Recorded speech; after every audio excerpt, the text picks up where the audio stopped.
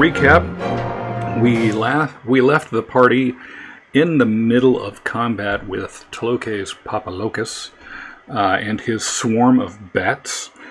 We are at the top of combat, making sure that I have everything in order. Creatures that have a blue dot are currently scared of Raz and cannot go any closer to him, though at the end of their last their last turns, they all but one of them saved. So I think there's only one swarm of bats that can no longer go towards Raz. The vampire is blinded. He is still 30 feet up in the air, clinging to the ceiling. Eldon has his... Are the spirit guardians still there, or is that concentration? It is concentration, but I haven't been hit yet or anything like that. So okay, I just didn't know if the other spell that you did, the Ward of Sanctuary, that was just a one-off. Sanctuary is not a concentration. Okay, so the green circle is the spirit guardians, and it's 15 feet even vertically. So yeah, it's a 15-foot sphere. So currently that is impacting one set of bats, two sets of bats, maybe, not sure what to say about the one that's on the bottom right-hand corner. I think our ruling, as I move, we would say they were in. So. Okay. So currently, Siona is swarmed with bats, as is Thongrim, who has not yet woken up, but he does have that ward on him. And let's see, what else? What's the blue sphere on you? No, that just matches the little blue frightened dots. Ah, gotcha. Visibility purposes. Gotcha. Okay. Let's see, what else am I forgetting? So you guys have come into this tomb. You had taken some time and managed to loot and plunder the tomb of all of the treasure, magical and mundane, but also waking up the vampire spawn, or what do you think he is. And we are, like I said, in the midst of combat. Eldon, can you still move your spiritual weapon? Oh, no. Yes, it looks like it. Okay. And then the axe is just part of the background that is currently being wielded by Tloques. Chris, I made one small addition to your character sheet on the Pipes of Haunting just to clarify how many charges you have per day and when it recovers. Okay. You may have already known it, but it says 3 charges a day, and every day at dawn it recovers 1d3. Yeah, I've been rolling. Okay, yeah, I figured you had been. I had forgotten. Plus, I'm beginning to really hate the pipes, but that's just me. 1d3? Well, it only has 3 charges. Oh, I was like, it's an odd D. Yeah. Okay. You're right, that is I didn't even think about that. I guess 1d4 minus 1. All right, did I miss anything? I don't think so. All right. Well, then we shall continue. In the turn order, we have the Swarm of Bats, which is at the bottom right-hand corner of our screen, and we are saying if it is impacted by the Spirit Guardians, we have to do a Wisdom saving throw of DC 15, correct? My DC, it's against mine, so it's DC 4. DC 14. I was scrolling up to find it. Yeah, I was... Actually, that number will be interesting and will come into play a little later, too. So. Anyway, go ahead. Okay, they did not save. So roll me some damage. Okay, so I guess we figured I roll damage every time, so I do the same thing. I cast that at level... Where is it? At level 2. 3d6. Where are you? Oh, it's a third level. Spirit Guardians, there it is. So it's 15 radiant this time. Wow. All right. Well, those bats have encountered the spirit guardians, and as they are fluttering around, they each systematically run into the guardians, just destroying themselves. So this swarm of bats has been dissipated. We'll get a red X. Yep. Congratulations. Which brings us to Tloques-Popolacos. He is still hanging out at the top. He is blinded. He speaks out into the darkness. Why have you come into my tomb? And how long have I been? Have I been under? But you have disturbed me. And I cannot stand. So as he's speaking, you see again that his flesh continues to knit back together. Okay, so he is blind. And so, let's see here. Interesting. Okay, so he is going to skitter across the ceiling, holding his... well, he is blind, so how would he know that? His speed is... well, I don't know. Oh, 30 feet. So he's going to keep holding on to the wall. 5, 10, 15, 20, 25, 30. Holding his hand against the wall, he's scurrying across the ceiling, making his way around the room. And he is going to... let's see what happens here. Readying an action, right? We can do that still.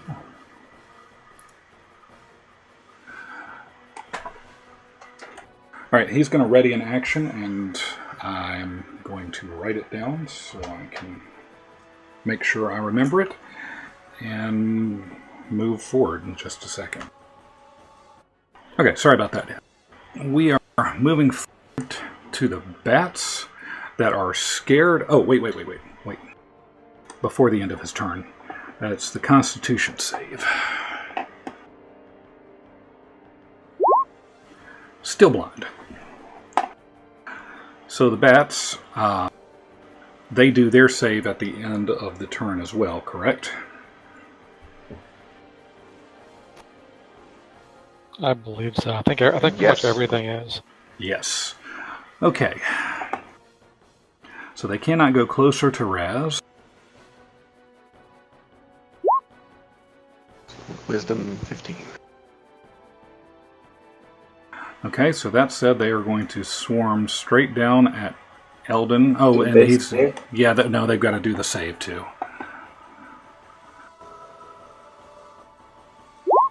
They did not save. Please roll for Spirit Guardians. That's 3d8, I think. That time it's 10. Okay, you have significantly thinned their ranks. So they are going to come down here, and they are going to bite at you. For attacking for 12, which is going to miss. And then they're going to do their wisdom save against the pipes. And miss. So they are still scared. Corin, you are up. Raz, you're on deck. Alright, I am going to... let's see... move forward to about right there. Take my bowl of food. And then I'm going to loose an arrow at Mr. Vampire Guy. Alright. Going to hit for a mere 15 damage.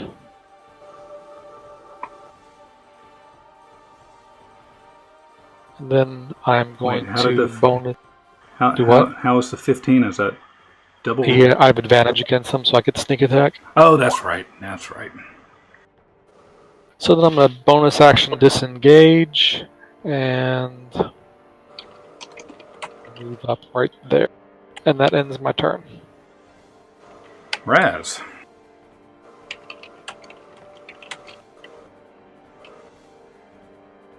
I will. Let's see. I'll throw up the old horns, chant the magical incantation Dio, cast Hex on the bats that are swarming around Eldon. And they have disadvantage on, let's say, strength ability checks again. It'll probably just be, if I forget, it'll probably just be strength unless I say otherwise. Okay. And then I'll take a pot shot with one of my fingers and cast Eldritch Blast. At who? Yes, at whom? The same bats? 9 plus 5. Can you cast that at? Yeah, well, first, who were you casting the Eldritch Blast? Is that still at the bats? Yeah, the same bats that are swarming Eldon. So. Gotcha. Okay. Do I have to, is that something you can control that I don't get hit? Wait, what? No? Yeah, because the bats are currently swarming Eldon, so is that something that... I don't think... Do you risk hitting me with that? That's the DM's call, I guess. I don't know. Didn't know that was a thing. Well, normally their people aren't directly on top of them, but hang on, I want to read what Eldritch Blast says. I think you're safe, but... I mean, it's like any other attack thing. Sounds like you're talking about the mechanics of swarming. Yeah, at least that's what I'm thinking.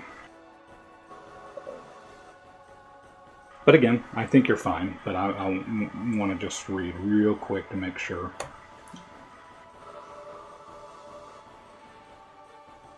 From what I can get, there's no rules against it, so most people just give like cover bonuses. I mean, it's a beam, so yeah, I'm gonna say it's already weird because that beam's gonna kill a bunch of bats. Yeah. We're gonna say you're safe, and we're yeah. So the bats are going to be hit for 14. How would you like to do that, sir? I'll just fire at the topmost bat, and then as it's melting, it melts hot bat wax on top of the other. It probably gets hot bat goo all over Eldon. Sorry, but All right, Eldon, you've got some hot bat wax on you now, so enjoy that one. Ew. Well, thanks for that. And then with my second shot, I'll take. I'll try and find a good angle. In fact, I'll make a good. And I'll take another shot at the ones that are not swarming Siona, but is next to. Got it. Okay. Well, that is a hit. No hex there. Just 9. You've cleared out some of that swarm. And you can take that blue aura off of you. I think everything that was scared of you is now either dead or saved. Okay. Oh, did Mr. Vampire Man say? Yeah. He saved at the end. Pretty much everything saved at the end of last session, with the exception of that one swarm of bats that you just killed. Okay. Then I am. I'm assuming you're done because you cut off right after the word am. Yes, I am done. I've uncovered you, Eldon. Oh, yeah, no, I could still get to myself. So, I was good. All right, first... If you want me to do that. The first swarm of bats that is hovering over Thongrim is going to attempt to first. They're going to attempt to bite at Thongrim, but the glyph of warding. What does that do? Okay. Sanctuary says they have to save before they can attack, and I'm trying to bring it up right now. But they have to use their attack action to make the save.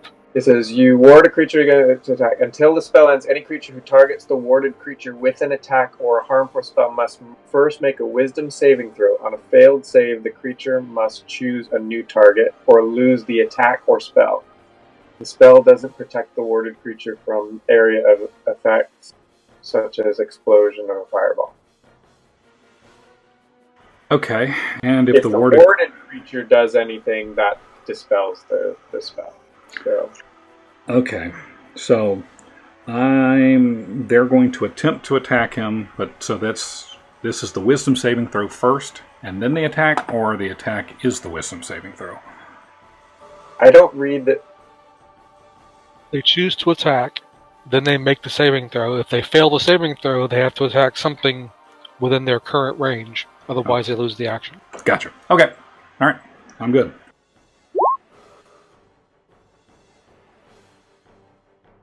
That is not a save. And nothing else is in their range. So we move forward.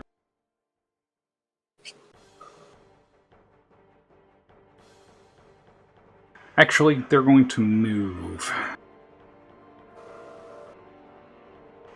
They're going to move since that attack failed. 1, so 5, 10, 15, 20, 25, 30. Alright, so the next one that is also swarming over Thongrim, they are going to attempt to That was half speed within the sphere? Is that what you were just counting? Oh, crap. Yeah, I forgot about that damn sphere. So no, it's not half speed. 5, 10, 15, 25. And they can't move the extra 5 because it's half.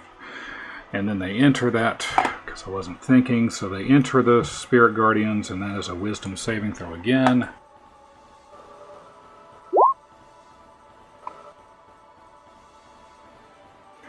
Did not save.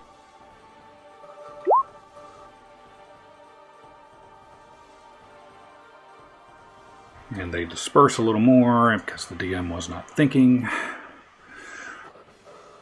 Alright, so next bats.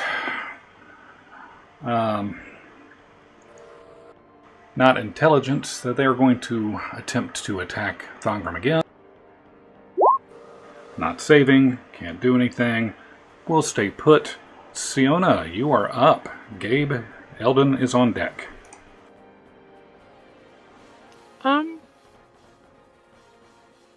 He's still on the ceiling? Yes, ma'am.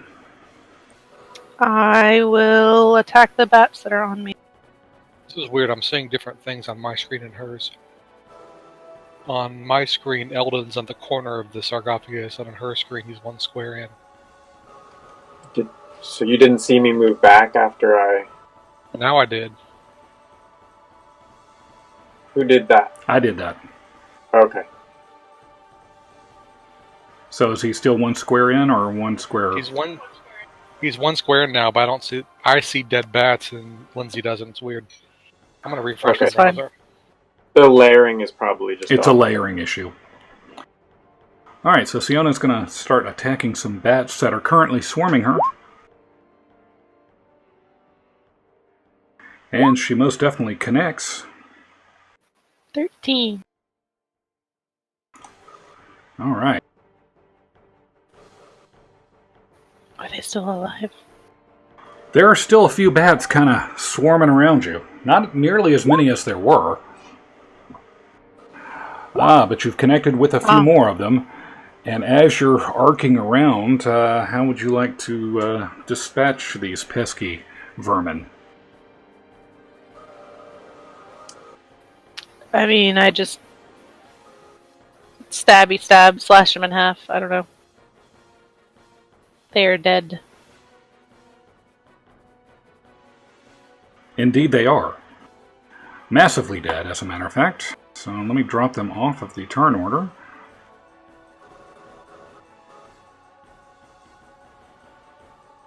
Okay, so you have attacked. What else would you care to do? That is it. I will end my turn. Okay, Eldon, you are up. Okay, so thank you for killing those that were right there because I didn't want to be up next to them, but I will move right up behind Siona here, trying to keep the guardians over, to move the guardians over the bats that are there. And then I'm going to drop my staff and pick up or pull out my wand of web, and I'm going to cast it at the dude on the ceiling. Interesting. All right. And I think I did. I actually got the caster right. So there is now 20-foot cube. Yeah, hanging above our heads. Actually, let's. I'm gonna aim right. Yeah, I guess right there. So that cube kind of. See if we can draw a cube. Actually, I don't draw well on the screen, so I don't. There we go. What's 20 feet? It's 4 squares. Yes. So how are we going to call it around these pillars? I mean, I was just going to say that the pillars end up being enmeshed in the webs. Well, it's a 30-foot high ceiling. Could he not? Hold on, let me draw something. Draw a vertical cube like that. It's 5 feet deep and 20 feet tall. Yes, so a 20-foot cube, and it's... Alright, let's tell if that's not a cube. Okay, right. Cuboid-ish. Well, it says webs aren't layered on a flat surface of a depth of 5 feet, so I'm guessing it's not 20 feet by 20 feet by 20 feet. Well, but it says it can be hung, and I'm looking at this is being hung from a ceiling. Yeah, I mean, I'd say the flat surface could be the wall, and that'd be 5 feet. I'm good with it. So do I... Wait, okay, so how do I get rid of this that I just drew? Just click it and delete it. I took care of it. Okay, good. All right, so that would... I actually... Can I make it wider? Can I make it... Because I'd rather have it be like almost a 10-foot around him, but... Well, I think it's got to be 20 by 20. Yeah, it does have to be 20 by 20. We're just orienting it vertically as opposed to horizontally. Okay. If you did it horizontally, you could capture it across the ceiling, and it would be 20 by 20 by 5 feet, leaving a 25-foot space underneath it. No, that's fine. That's fine. Let's go. Let's just do that. Okay. And that's my action. That was my bonus action. That was my move. I'm done. And then I'm gonna. Oh, someone just got rid of it. I did, because you were doing... Which one were you doing? I thought you were doing the horizontal. The blue one was right. The blue one was right. All right. Sorry, my bad. So from the ceiling down to the 20 feet to still 10 feet above our head, he's webbed to the wall, blind. And I'm just going to say, if anyone can burn that, it might be fun. All right. So he does a dexterity saving throw at the start of his turn.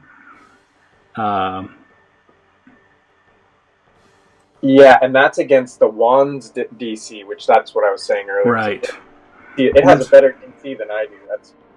I got to fix that my next time I get an attribute update.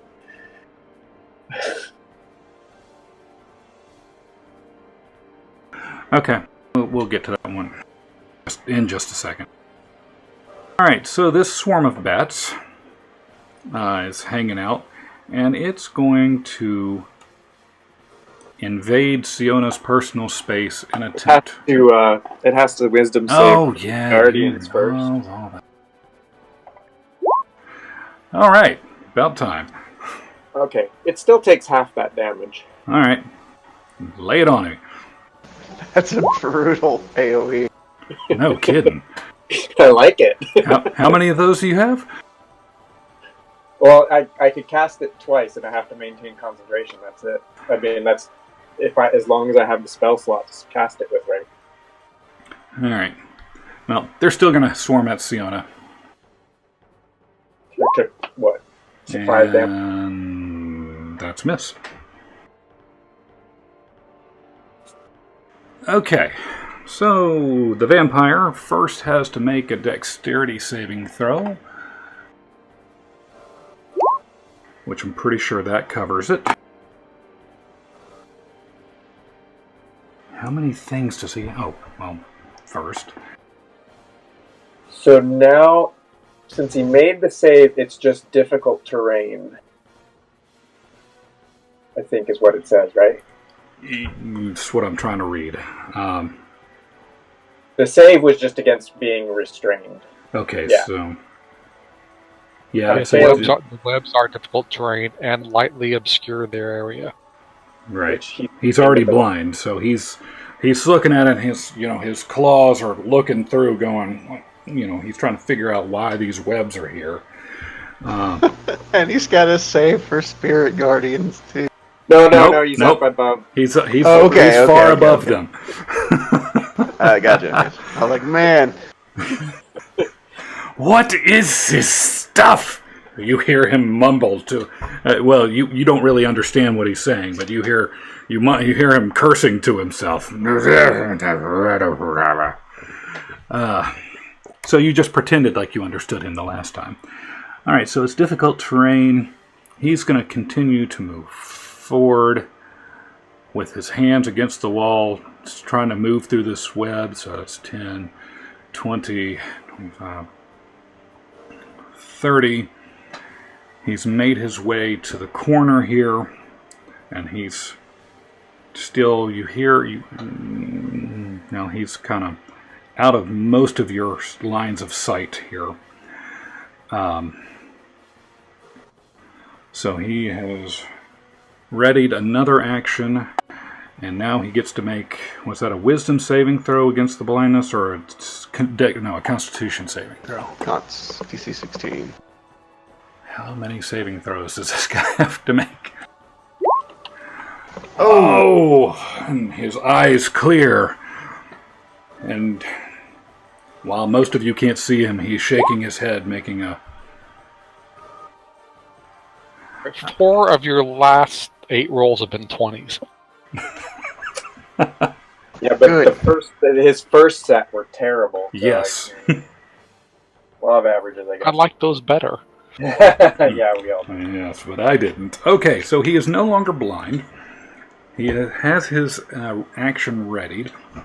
And Corin, you are up. And if y'all didn't hear me, or maybe I didn't say it, but his wounds continue to, seem to close up around him at the beginning of that turn.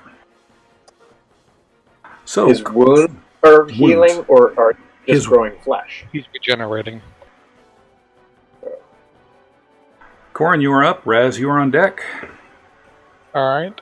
I am going to dart down to here. Can I see him from there? Actually, we'll just be safe. We'll just go...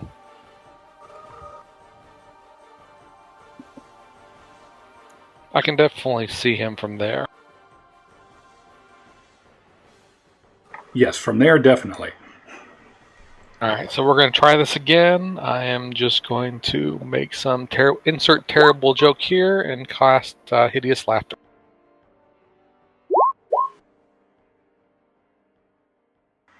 He hears this joke and turns his head and focuses in on you, but nothing appears to happen. Alright, bonus action dash. Back up the right. Let's say right there. Yeah, stay inside my circle. And If- my turn is done. Raz, you are up. Let's see, where's Mr. Vamp now? He's in the bottom left-hand corner. He's been Oh, okay, I see him. He's been scurrying around the ceiling. You'd have straight shot. You could see him. I mean, above you'd have to pop your head. You've got the tomb in front of you, but you can get up and look over it. So, It's only 4 feet tall, right? well, it's 4 feet tall on top of blocks. I think we determined it was 7 feet tall overall. I'm going to move closer to Eldon, just in line of sight of him, and I'm going to say, No, Colin, you screwed up the punchline. It goes like...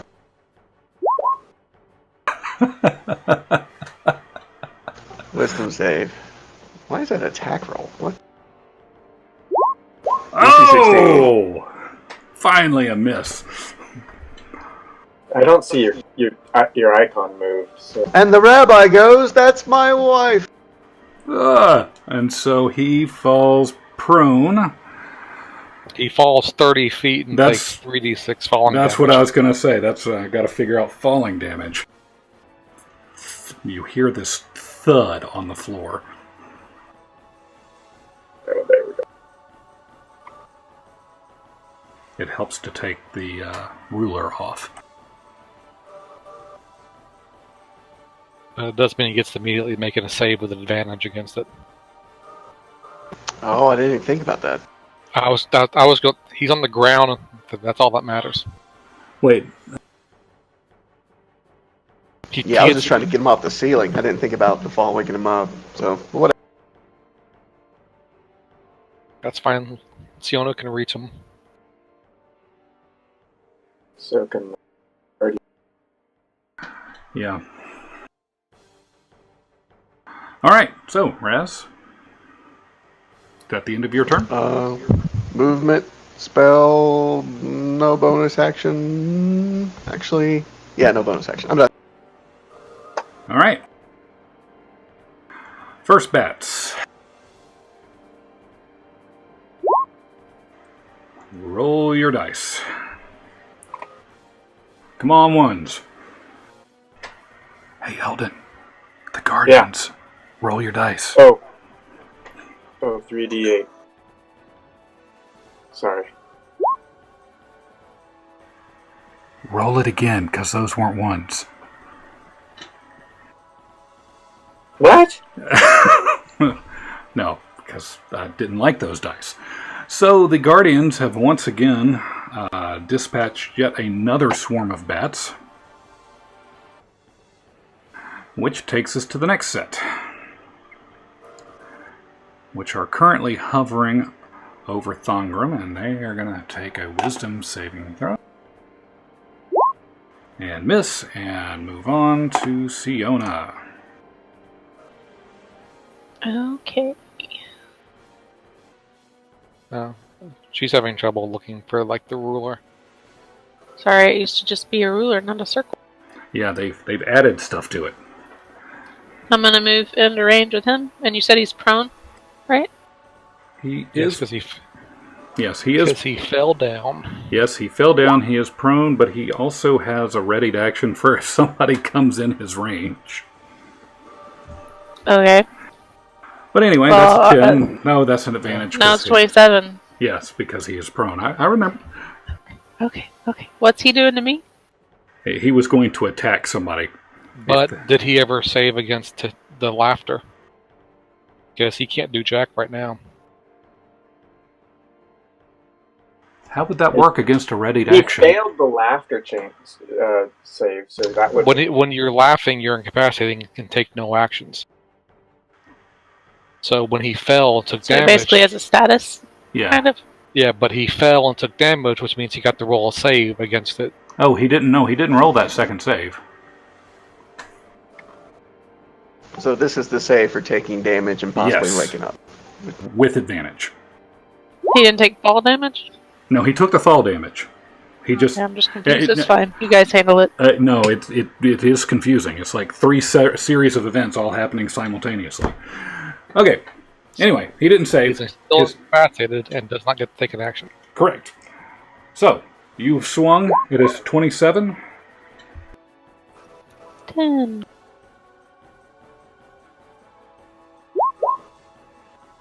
And I'm also That going is- to Divine Smite on this one. Okay. That is a hit.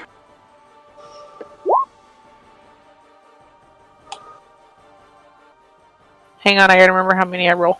Yeah.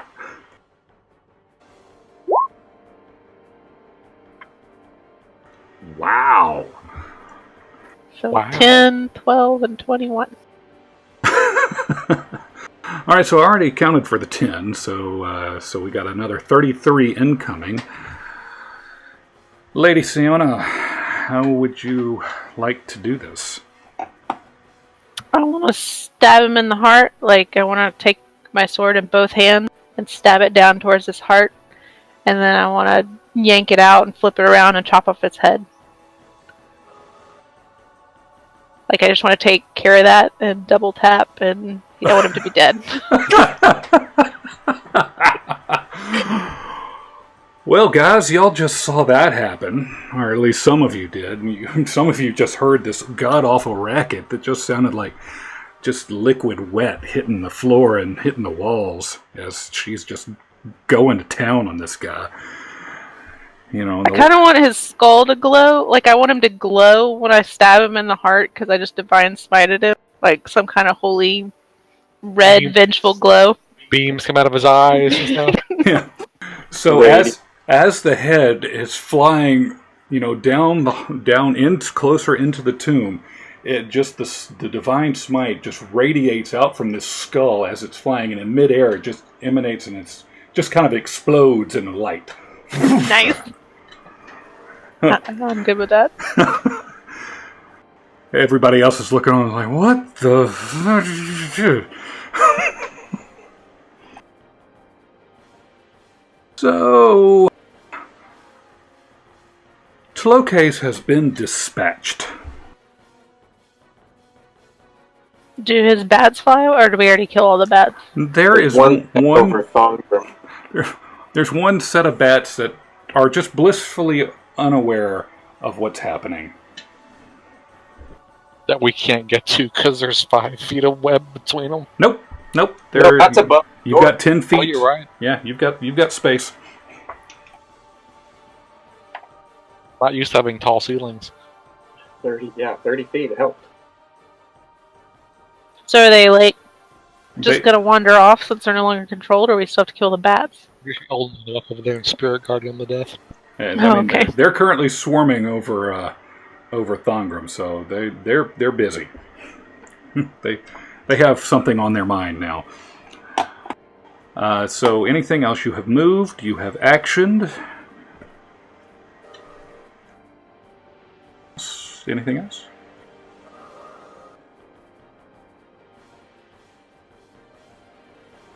Sorry, did you say something to me? Yeah. Anything else on your turn? You have moved. You have actioned. Should I move towards the bat? I will leave room for Eldon to get in there. Yeah, leave me a line of sight. Okay, yeah, I'll just stand right here. All right. Eldon, you are up. The bats are on deck. Yeah. Why are there 2 bats in the order? Huh? Let me make sure. Oh, I think the ones next to me are dead, right? They're still in the, No, there is another set of bats underneath them.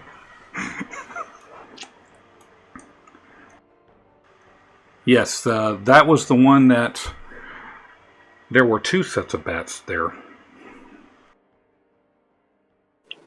So there are 2 swarms of bats. One over Thongrim, and one over a dead swarm of bats. A pile of dead bats. Oh,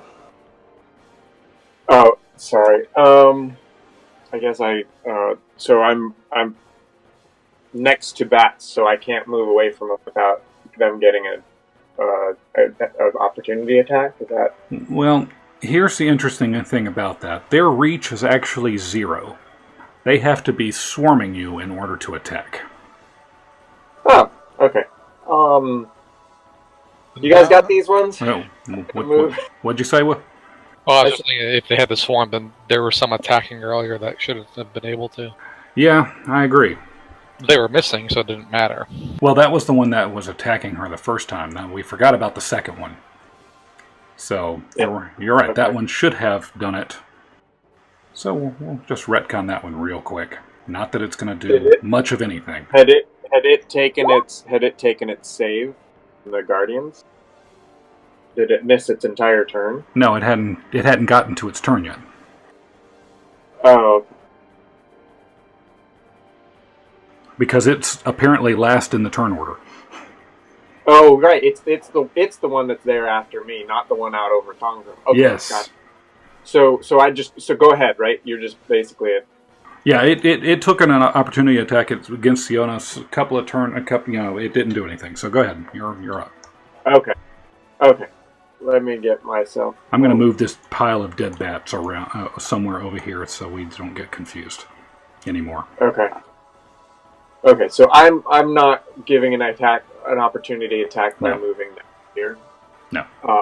Yeah. So I'm basically saying to the two guys, "You guys got these guys," and then I move down to here. With my move, I'm going to cast just my basic Sacred Flame. Is that my cantrip? I believe it is. Yeah. I haven't used it in a little while at the bats outside the door. All right, so a dexterity save. As I close the window accidentally. Did not save. So they just take 6 radiant. And then, for giggle, I'll move my weapon 20 feet towards us all. Not that we'll need it. Okay. Since I have a bonus action to do that. And then that was my turn. All right. The old swarm of bats. 16, taking half of 3d8. Okay, let me roll that. Taking 3 There's your damage. 1 for you.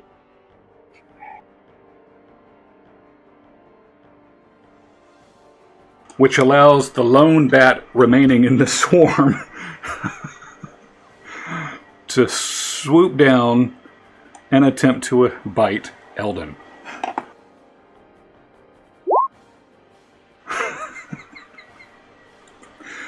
Got it. For nothing. That's its entire move to me, right? Yeah. 3, yeah. Okay. Corin, you are up, followed by Raz. Okay, so we're just talking about the bats on Thongrim. I'm going to, let's see, I guess move down here and stab one with a rapier. Yes. I believe that hits. I believe that hits. 4 and does Siona count as an adjacent enemy or ally? I would think Thongrim would count for an adjacent ally. He's asleep. He's asleep. Oh, that's right. So, I mean, 9 damage. Let's just go with 9, and I'll dagger it for another 8. So you have 9. You are you killed him with the 9 alone. So how do you go about doing this? Because I know what I envision happening. I'll ask you as many as I can on the rapier, like shish kebabs. Yeah. So I see you just kind of poking at him out of the air with that, followed with with your offhand on the daggers, doing kind of the same thing, only much smaller. Then I used the dagger and the rapier to scrape them off each other, just all over top of Thongrim. Leaving him covered also in bat goo. What is with you guys dropping this on us? He shouldn't have slept the whole combat. Yeah, I mean, damn him for opening up a random jar that had deadly or sleepy gas in it. And that will conclude my turn. I guess I'll just sheathe my weapon. All right. Raz, there is one bat kind of hanging out on top of Eldon right now. It, you know, as Eldon, close your eyes, buddy. You're not gonna like this. More bat goo? You guessed it. And I bonus action move my hex towards the one bat because I like overkill.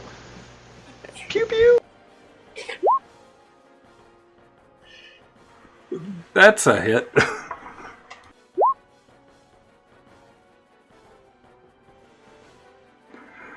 So that's 9 damage on this poor little remaining somewhat defenseless bat. You have killed that bat. What did that bat do to Eldon? The force damage actually catapults the bat's corpse directly onto Eldon's mouth.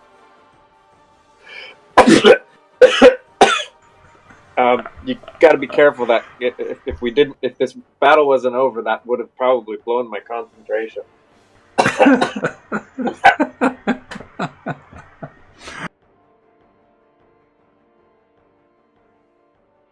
And with that, I believe you guys have cleared the room. Congratulations. So loot the body? Yeah, the axe should be all he has left. The axe and the mask, anyway. Should be all that he has left. Technically, the mask is still kind of hovering by the mage hand if nothing else has happened to the mage hand.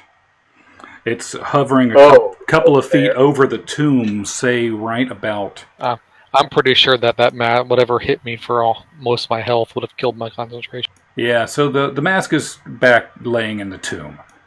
Right about there. And you are right about the remainder of stuff on the guy. It's pretty much that axe and...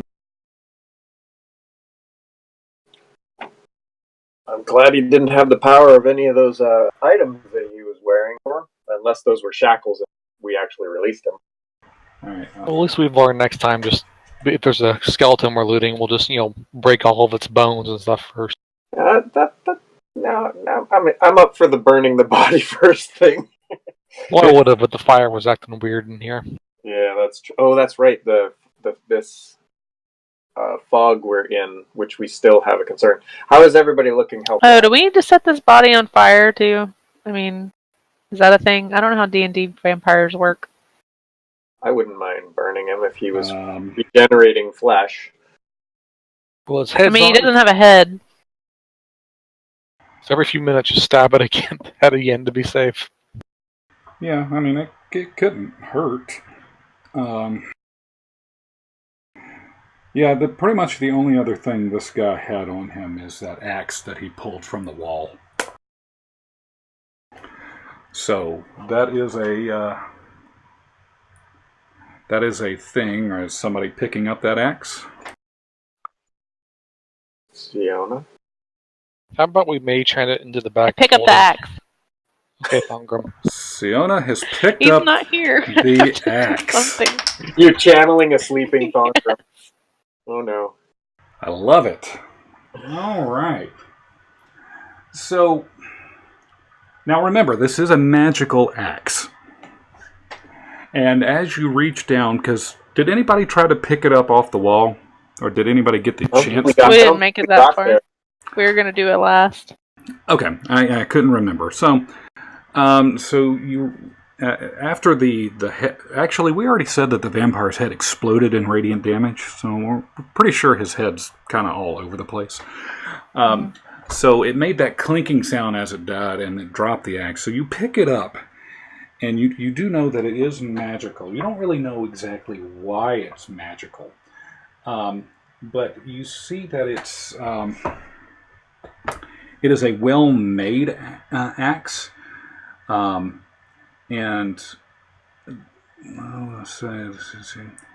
You do see, it's got some fine wrappings around it. Let me pull that. Let me show you that handout again. Had the weird hand on the wall. Is that what you're talking about? The shadow of the hand. It was its Yeah. shadow cast a hand. Yeah. So so this thing is magical. It obviously casts some weird hand-like shadows whenever it's in the light. So you'll remember that.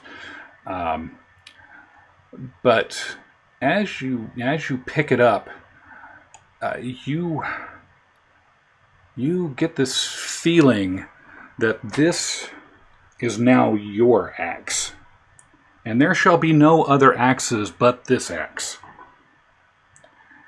And you, as if and you're thinking about this, and you realize that this axe has a curse on it. So, let's join me over in the DM channel. Okay.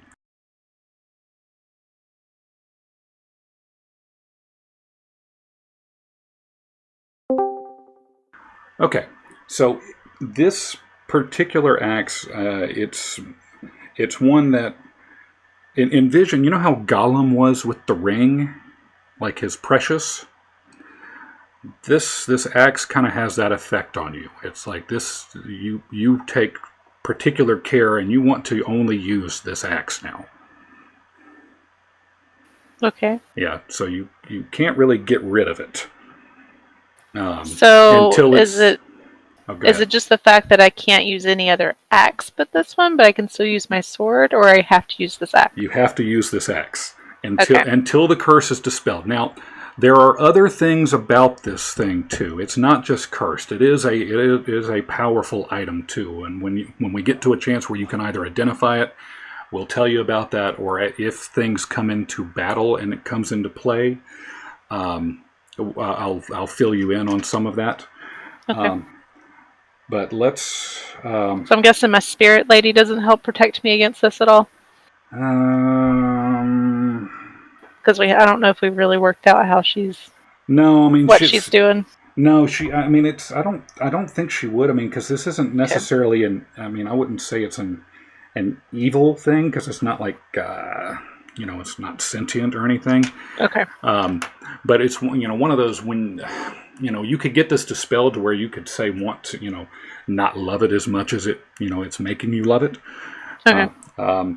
But one other thing is you do sense that there is a bit outside of just the magical nature of it. You feel like there is something extra magical. When you're looking at the hilt, it seems like underneath the wrappings of it there appears to be what maybe like a scroll or something that's hidden underneath it. Like a scroll wrapped around the hilt underneath the leather bindings? Yes. Is that what you're saying? Yes. So,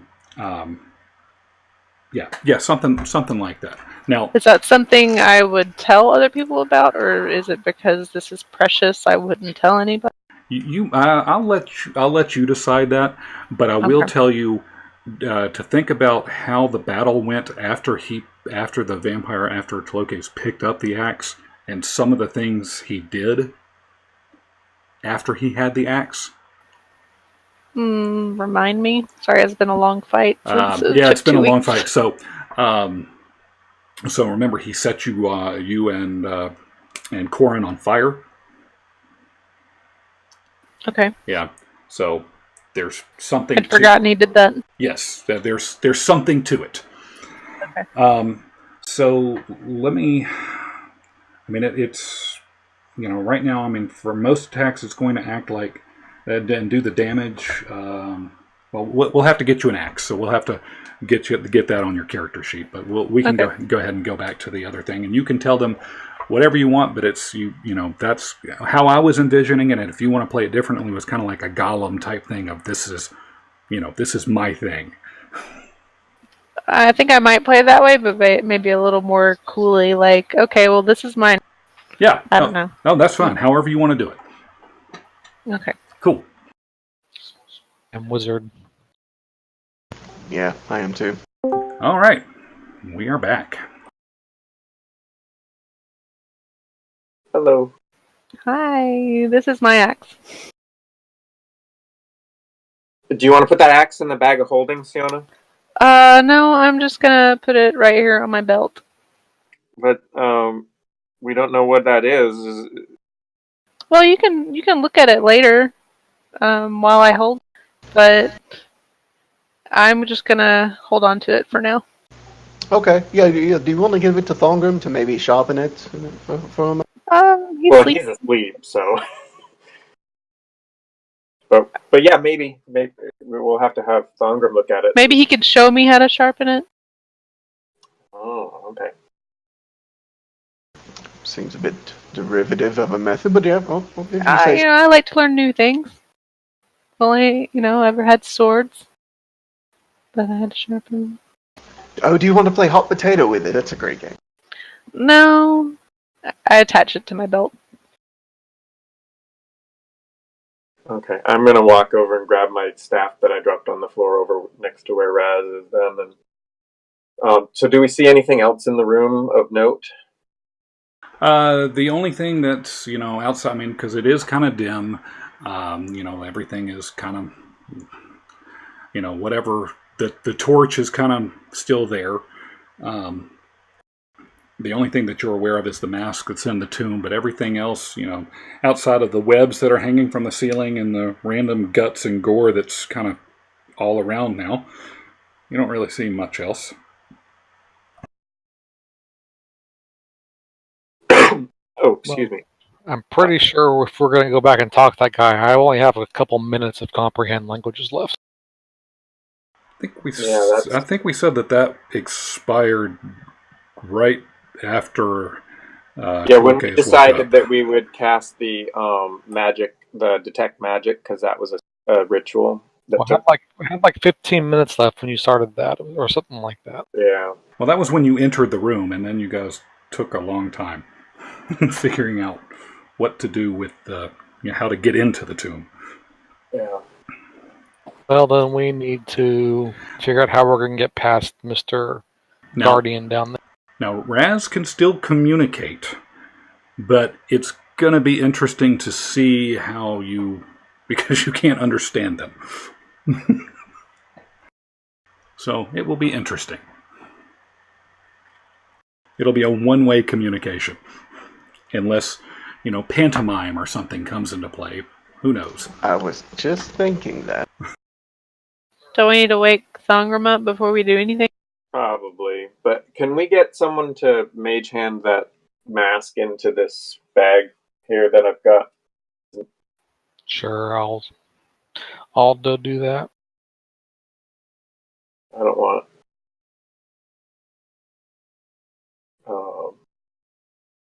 And everybody saw I updated the stash with the bag with the other stuff. Yes, I'm looking at it now. Where's our stash again? Is it in Discord? The wiki? Oh, there it is. It's linked. It's Google Doc. Yeah. Okay, so We have pungent oil in there. Maybe he'll wake up. Can we use that like smelling salt?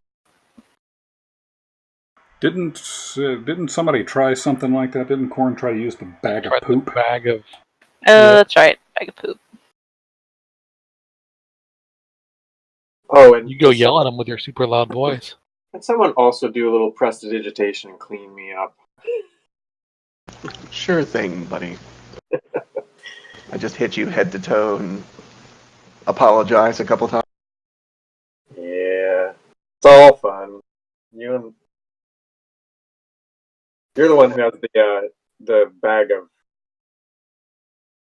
poop, right? Oh no, I've got this lovely meat stick.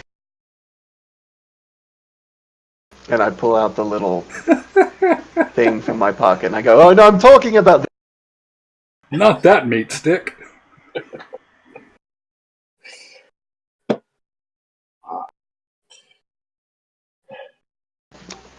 negative. I am a meat popsicle."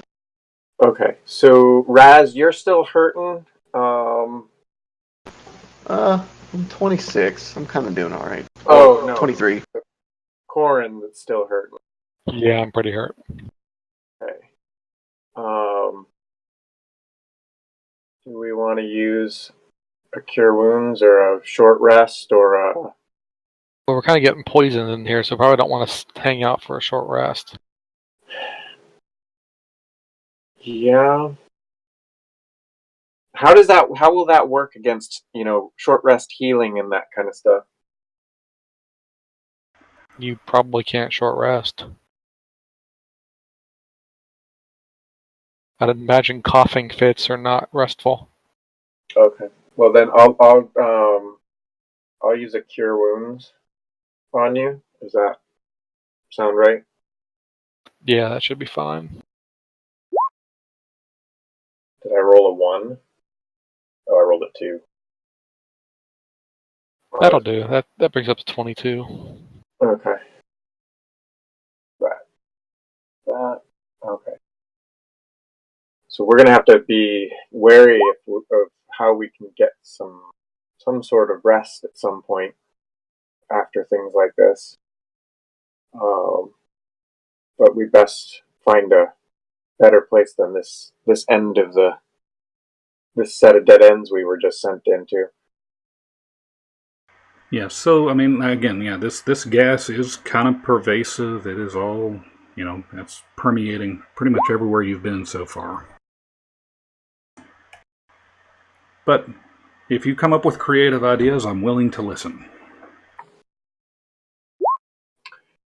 Hey, Chris, where are you Okay. keeping track of your spell charges?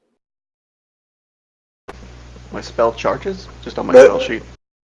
The charges on your what is it, that the magic loot that you have now? Oh, the core sheet, other resource. So the spiritual Okay. weapon, is that still up, or are you? No, everything. I guess everything would have dropped off as this combat ended. So you can drop that out of the screen. Okay. All right, and just to remind you, to follow up on the gas, it does seem to, about every hour or so is where things seem to have picked up and taken effect. And if I'm not mistaken, the last time y'all took that was either right at or slightly, right near when that battle began. About the same time the scroll wore off. Corin, do you remember what we last asked permission for? I know we said we wanted to venture north, but is that all we asked? We wanted to leave, and they said north was the way. Right. Or, I'm sorry, East. east is the way. We didn't really get much farther than that, did we? No, I think you peered around the top. Over here, you guys peered around there and saw a little bit of rubble. But the only other way you see is back towards the where the crayfish and the giant other thing was. When we saw the rubble, was it like a cave-in kind of thing, or just sort of like uncanny? Hang on, let me double check for you. Sorry, I got to go back to the book now. It looks like it's, the staircase was there, but it is just covered in rubble. Well, I suppose we could see if it's traversable. I, for one, want to get the hell out of here. But what do we do about Thongrim?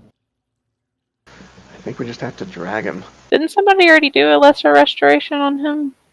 And that didn't work? Or I don't recall that. Might be thinking Critical Role. I might be. Because I don't know if anybody has lesser restoration. Or I do. Oh, okay. All right. But I don't... Would I know if what's going on would work? Because it says you can touch a creature and can end either one disease or one condition. Condition can be blinded, deafened, paralyzed, or poisoned. But he's sleeping, right? He's not any of those 4 things, 5 Correct. things? He is more sleeping than anything. Okay. Yeah, I have that as well. That is a permanently impaired spell. I mean, I can go put 1 point of land hands in him and see if healing him wakes him up. I'll do that. I'll go to Thongrim and I'll dump a point of laying on hands. Okay. Does he wake up? No. No? Hang on. Oh, okay. I gotta open his character sheet. I wonder if there's an antidote in one of those other jars. Well, the good news is he did actually need just a bit of healing, so that did help. All right, 1 second. No, that did not. He is still snoozing away. So I'm going to get really close to his ear and I'm going to use that bark box. And I'm going to say, Thongrim, wake up. Like, really loud. That, that Yep. barker's loud box. Oh, yeah. So we're going to call it the bark box from now on. Whatever y'all want to call it. I'm good with that. The bark box. All right. So, out of game, Lindsay, pick white or purple. Purple. Okay. And that one throws out of my dice tray. Nope. Even with advantage, he is still out. I will pull out my meat stick and... Easy. I'm gonna wander off. No, I've seen this on a cartoon once. Someone's watching too much Oz. Good, got it. I will pull out my meat stick and wave it in front of Thongrim's face. Just sort of, rotate it in a circle and be like, wakey wake, eggs and bakey.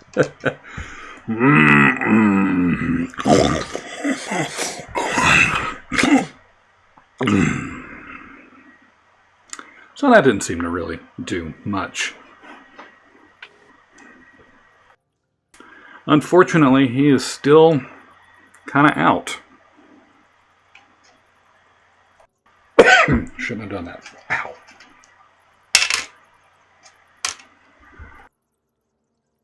But making some notes. Alright, do we think we should open up one of these other jars and look for something in there? Or do we just drag him? How about we take the immovable rod and stick it through the loops in the backpack that he's wearing, and we just sort of drag him injured soldier style behind us.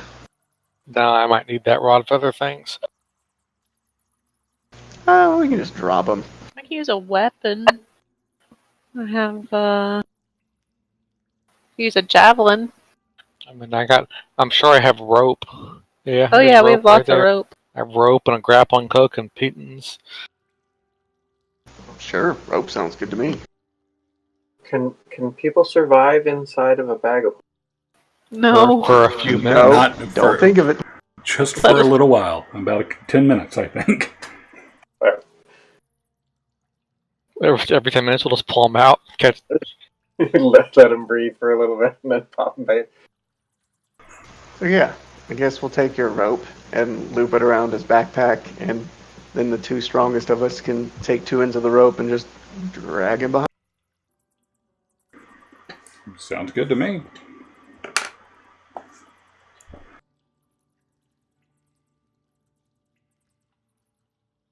All right.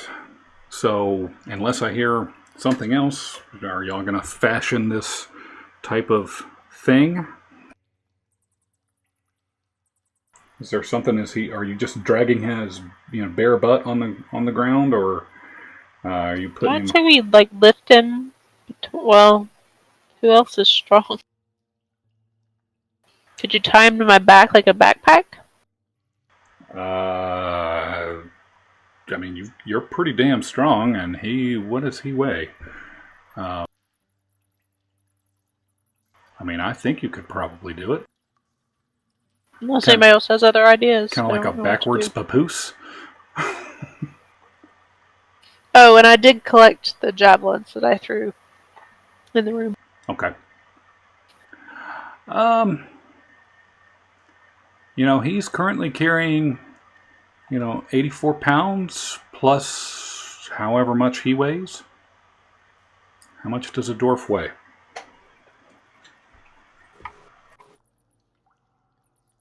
But by the way, I love that plan. I think that's a great plan. What, tying him to my back? Yeah, all baby papoose style on the back. I don't think yeah. I think that's wonderful. They're probably about 150 pounds. Yep. Oh, I'm carrying about 200, and I can carry, 500, you said, or something crazy? 15 times your strength. Yeah, 15 times your strength, so what you got? My strength is 20. So 300? 300?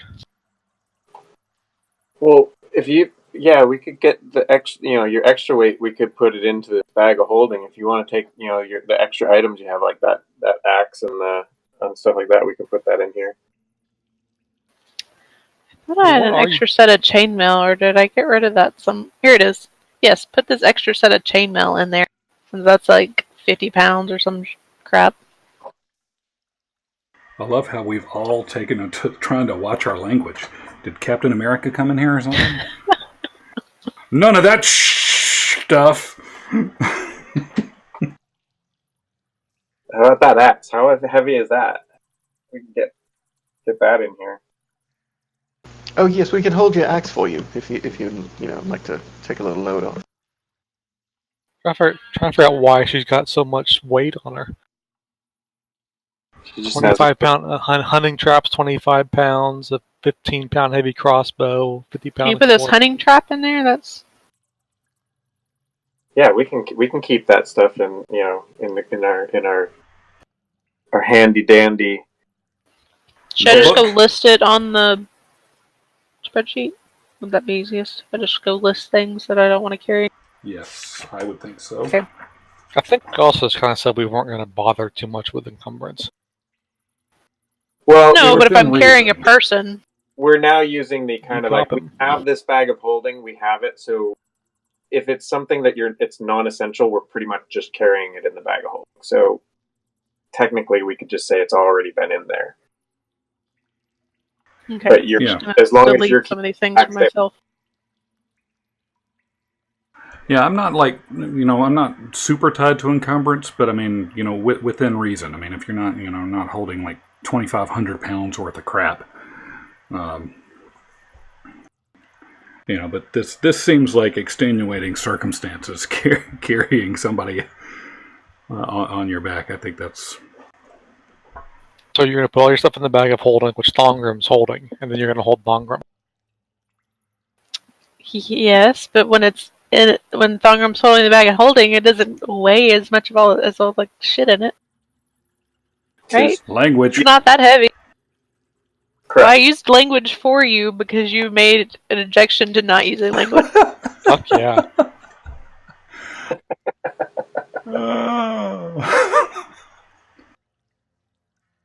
But right, the bag of holding does not weigh. What is it? That's the whole point of the bag of holding. That was a joke. Well, your jokes are dumb. Okay, retort. Alrighty. What about I'm rubber, you're glue? Okay, so I think we probably have this all, situated now. You're carrying Thongrim. Thongrim's carrying a bag of holding. Bag of holding's carrying everything else. So we're set. Mm-hmm. All right, so you are fashioning this thing out of rope. So we say it takes about, what? We'll call it 10 minutes to fashion this thing and lift him up on top of your back. So what we're going to do is... Does this increase her armor class? Well, if he turns around when she gets attacked. Oh, for being attacked from behind or something like that. Well, actually, that would lower her armor class. Because it would end up attacking... No, because he would end up taking the damage. So, yes. He at least gets partial cover from shots in the back. Yes. Well, hopefully, let's not cross that bridge until we hit it. Yeah. Until we hit the bridge, yes. So we've got the axe, we're carrying Thongrim, we've got all the loot in the bag. I think we're out. Yes. And all we've right. decided we still can't, we're going to have to figure out, we're stuck down here very long, how rests are going to work, because we need to come up. Well, I don't want to be stuck down here long at all. I want to head where the creature told us to, which was... Yeah, but when it's caved in. Right. Well, I didn't hear that it was caved in. I just heard rubble. Well, that's why we went in this room to begin with, because we went and saw it. It was caved in. Okay. This way doesn't look like there's any exits up near the ceiling or anything. Since we did fall, we should be expecting that exit going to be upwards. Yes, you are definitely underground. So, you are more than welcome to go check it out if you wish, or you are, there were other hallways, two other hallways in that room of that stuff with the two other creatures. This doesn't look like a way out. Are we going to see if the rubble is movable? Yeah, I want to go check it out and see how hard it would be to maybe get out of here if we just did some elbow grip. Okay.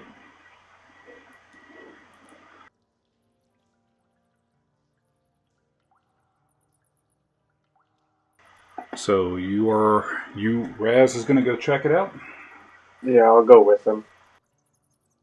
I mean, we're all together on this. Just go over there and... It sounds slightly better than the two healers going. Yeah.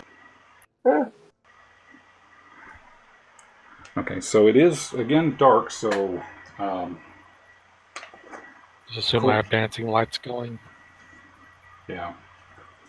So we got some dancing lights there, so who's going to go check out the rubble? The two healers? Well, I think we're all going, right? Is that... Yeah, but I'll walk as we get up to the staircase. I'll actually, walk up as many steps as I can and just start picking up a couple rocks or two and see how heavy they are, see if I'm even making a dent at getting us out of here.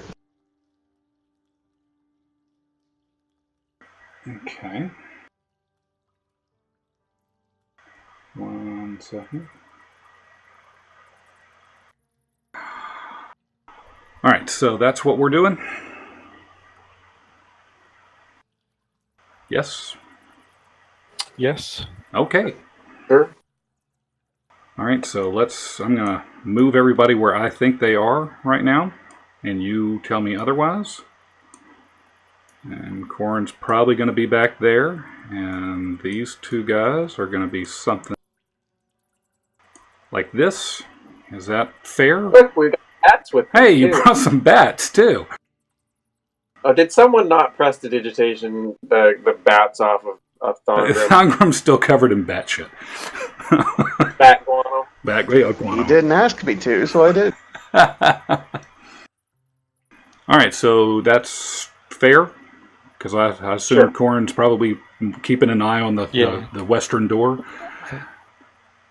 I am. Fair assessment. I have dancing lights just kind of all around. All right, so Raz starts, how many, what are you picking up? I'm picking up as big a rocks as my frail frame will let me for a minute or two, just from the, let's say the center of the center of the staircase. I just toss them over to. All right, so you're going to pick up that one? Yeah. All right. So as you pick this thing up, it kind of acts like a keystone. You pick that up, and all of a sudden, some of this other rubble starts coming down and kind of crashes around your legs, dealing a little bit of bludgeoning damage to you. No dexterity. Look at that. You're taking that and the, yes, as a matter of fact, I continue reading. Since he is the only digger, roll me a dexterity saving throw.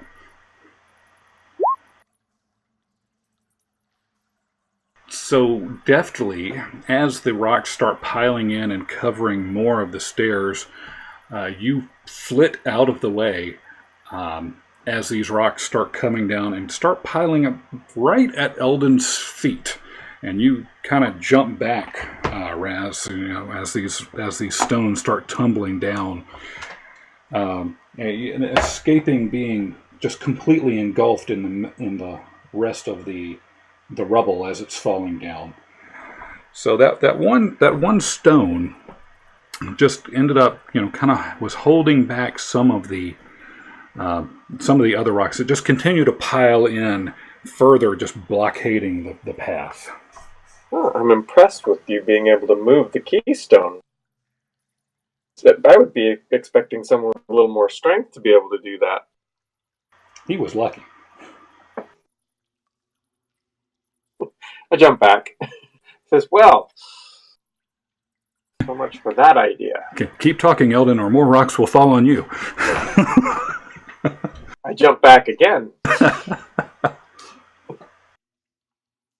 Y'all done dicking around over there? Before you cave all of us in? I was thinking about it, and I figured, yes, I would stop making it much worse than we started. So yeah. There's always time to dick around. All right, so where to now? Guess we try and different exit from that mud room, but we're going to have to talk our way past these guys, or at least feed them, since they seem to like that when Thongrim did it. Hey guys, I have an idea what to do with Thongrim. It's pretty good. What if we take the Ring of Petrification, put it on him, and then put him in the bag of holding? Because then he's a statue. That's brilliant. Is the bag of holding big enough for him? Bag of holding's It can hold 5,000 It can hold 500 pounds and 64 cubic feet. 5,000, I thought. I think it's No, 500. 5,000 is basically infinity. So, but is the opening large enough to fit him It's through? 2-foot diameter. And 4 feet deep. We could roll up on a ball. Yeah, that's only like 3 by 4 by 5 feet. It's not that much. 64 cubic feet? It's got a volume of 64 cubic feet. It can't be nothing can be more than 4 feet tall. How tall is Thongrim? On a side, not very tall. No, he's not very tall. But is he how great did you say the opening was? I thought you said 2 feet. 2 feet in diameter. I don't know if he's... I don't know. That's going to be a stretch, I think, quite literally. So if we push his legs in Fetal position. the fetal position and then put the ring on him, will he fit in the bag? I'm playing this out in my mind. I mean, if he's, we'll say, because I can't remember. Let's say he's 4.5 feet tall. So you bend him over, and so that gets him down to about, what, 3 feet? maybe 3 feet. How big around do you think he is? Well, we can always just fold him in half and heal him later. No, not doing that. Might wake him We're up. not doing that. Come on, mending. So he's not reacting to any of this, like... No, he's just kind of quite literally dead weight. He's just kind of hanging there, just snoozing away. I mean, we can keep going like we're going. It was just an idea. I think it's a wonderful idea. But That's with what he gets for being gone for 2 weeks, right? whatever y'all want to do. But I like the baby on the back, the baby on board sign. You want to break him in half and shove him in the back? No, we're not doing that. Nothing to That's awful. You guys. Hey, but y'all are a bunch of chaotic neutral people, right? We're getting there. Y'all are There's no real alignment in D&D Y'all are anymore. flirting with chaotic. It's the sleep. It's the sleep deprivation and the gas. There, it's gonna be. Yes, that's. We'll become chaotic. That's for chaotic gas, right? That's what I had last night. But whatever. So, who is leading this shenanigans?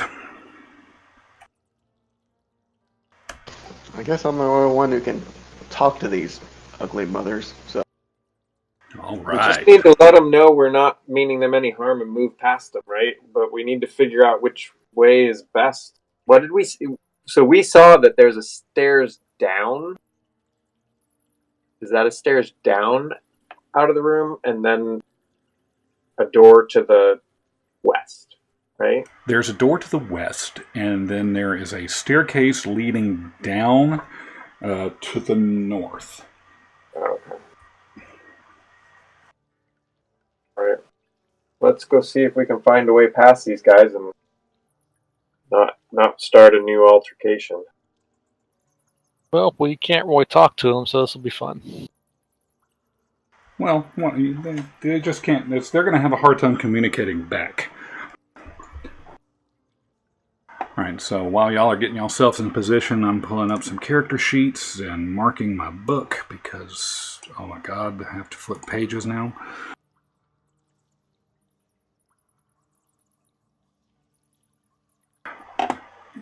That. Keep Thongrim's character sheet open. I'm glad it's not me that fell asleep, because I know I'd fit in the bag of holding. Your ass would have been tossed right on in. But I like the way y'all think. That's great. Okay, so as the group comes down the hallway,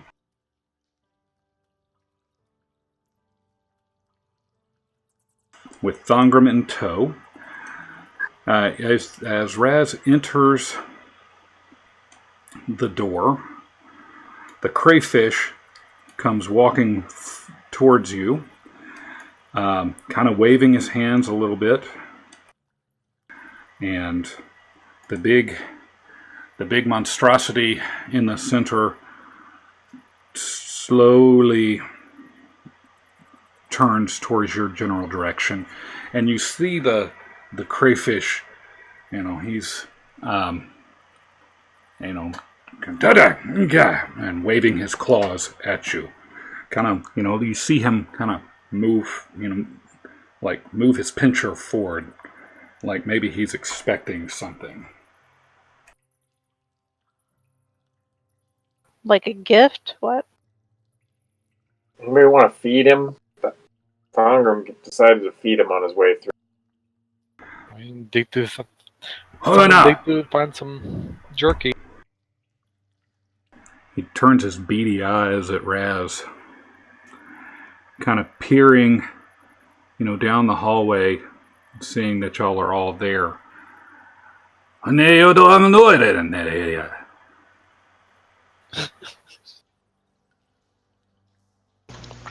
So taking one of the rocks from just a small, whatever can fit in the palm of my hand, I'll speak in very simple telepathic language and present the rock in front of me. take a deep breath, and with my awakened mind, communicate to him. Rocks, many rocks, passage closed. We can go no further. North, we must go. North. And then I point towards the stairs. I do the circling motion with my hands as I telepathically say, we, and then point towards the stairs. Must go. We must go.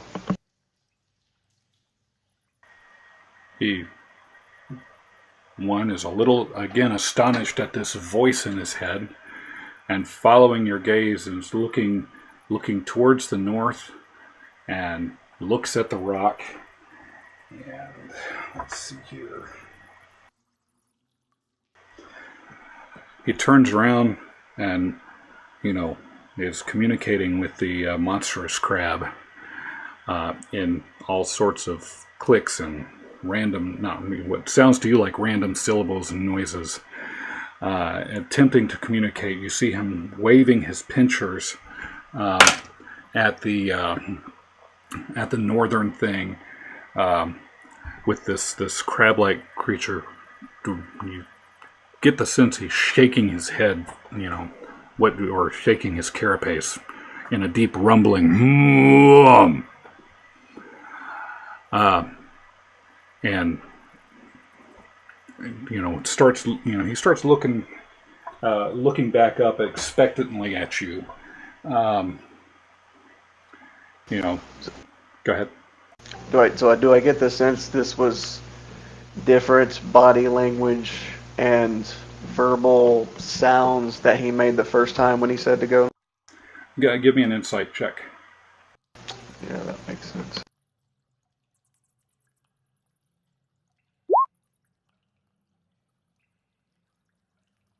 You have a hard time, recalling the battle. Seems to have kind of addled your memory just a little bit. It's lots of things have happened in that span of 40 minutes, so it seems about the same. It doesn't seem like it's aggressive to you, if that helps.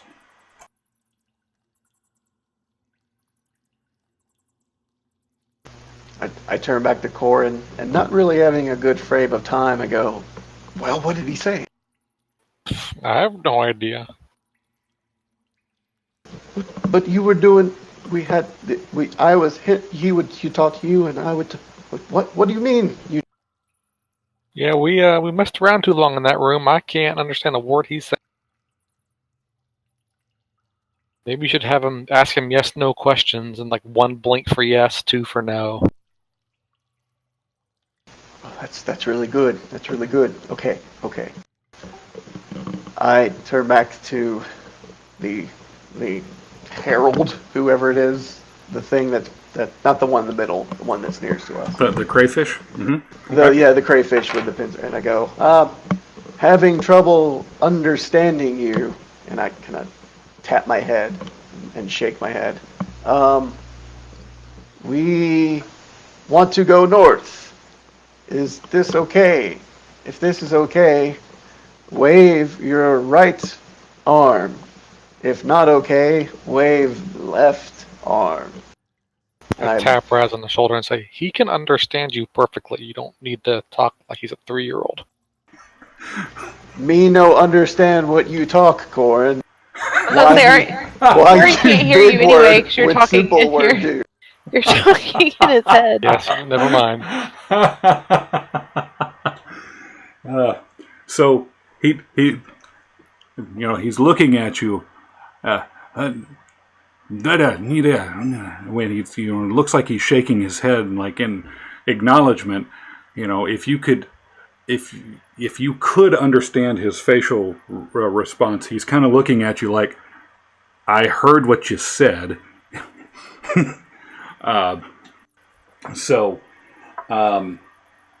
Let's see here. He turns around and he asks, he relays this to the giant crab, who's clearly the top dog here. And you hear the response of, Wonai wana. And the crayfish acknowledges, turns back in your general direction, and the DM forgot which hand meant yes and which hand went no. Right claw for yes, left claw for no. He waves his, he holds his left claw up and kind of, does a little wave motion. Not aggressively, just kind of like a little tap, a little nod.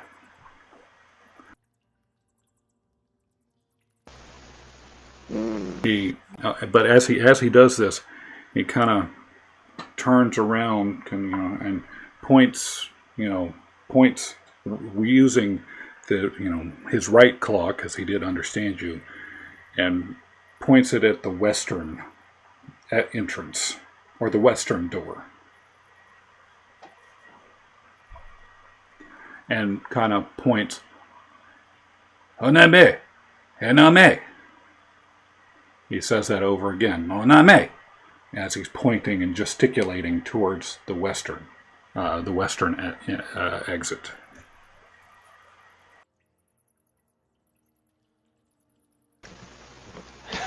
I turn around and I say, I think you just said, Onane, Onane.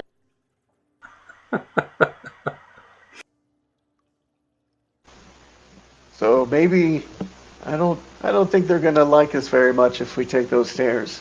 I don't know why though, but I'm not feeling too good about it. But maybe we should try the west. Well, I don't have a problem with that. I don't think we want to keep going down unless it gets us out from unless it goes under this gas. Yeah, I mean it could be thicker down there. So I turn around and with sort of an exasperated look on my face, I give a little cough and I say, this environment is no good for us. We cannot stay here for too long. The air we breathe is dangerous. If we go west, and then I'd show the arm motion again, will we be okay?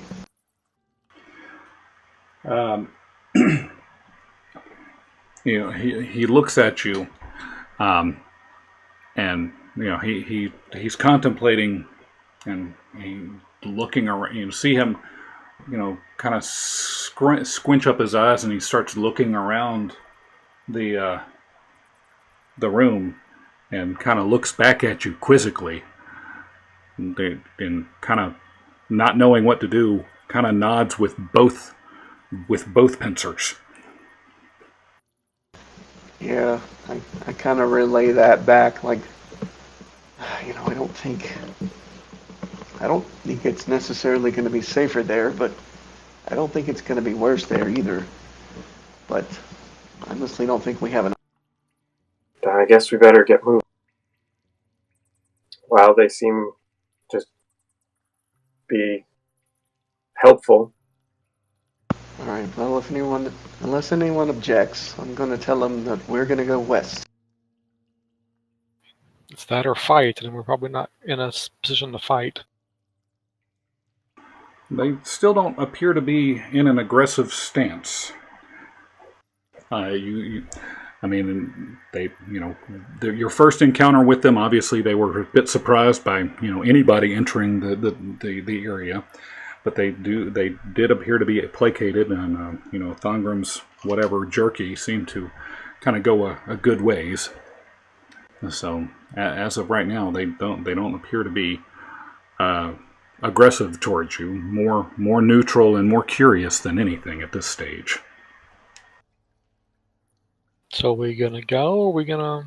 I'm ready to go. Okay. I will nod my head and telepathically say, "Very good then. As you wish. We will tread lightly and we will go west. Thank you." And I start arcing my way back towards where we originally came from, slowly around the edge of the wall, and then around the edge of the wall again towards the west. And you see him, he's nodding with his right hand as he's telling you, "Oh, and okay, anapo, on our way." And he's waving towards that, and he's waving with his right pincer towards the other group in the hallway. I'm good with staying right with them. Yeah. Around. Yeah, we're just following them. And we open a door. All right, so I am not opening the door. Oh. all right, so the door, because we doors. You guys love doors. It's again just a bronze door. Looks heavy.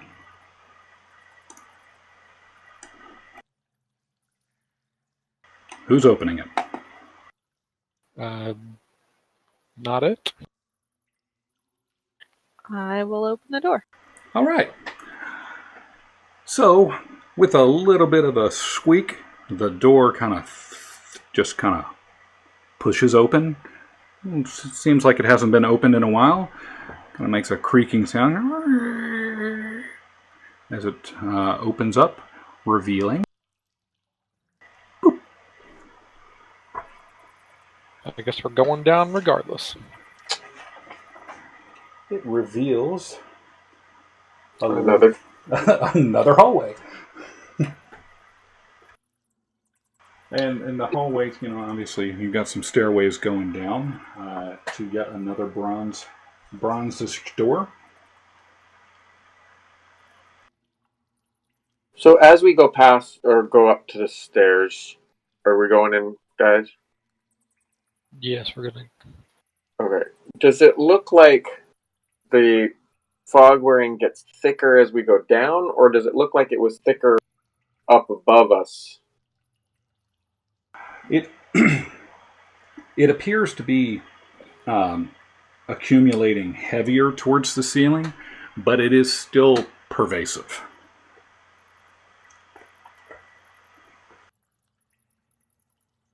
Well, I want to slowly walk down this corridor, checking for more traps.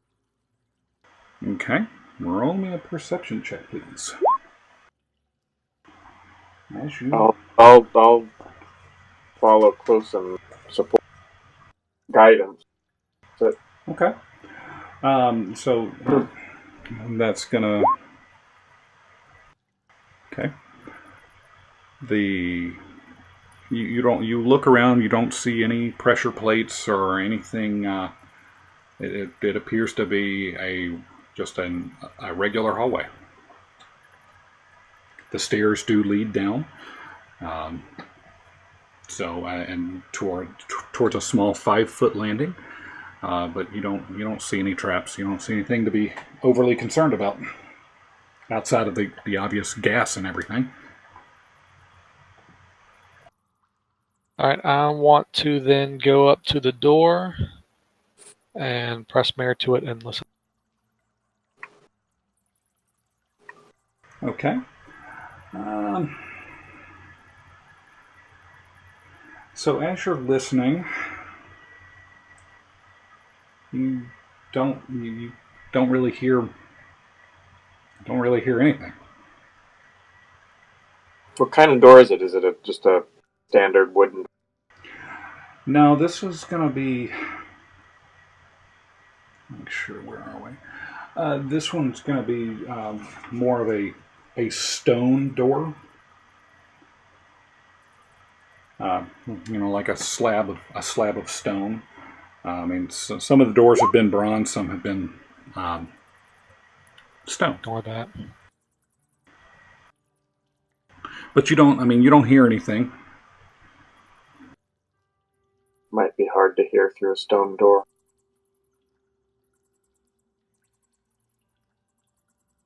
Well, should I open it up?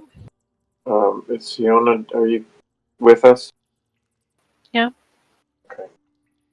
I suppose. Wherever you want me to be.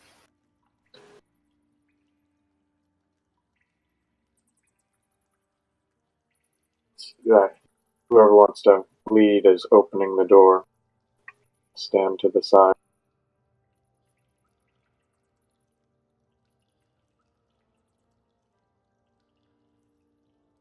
And Siona's opening the door. Sure. All right. So with a moderate push, the door opens into 4 beholders.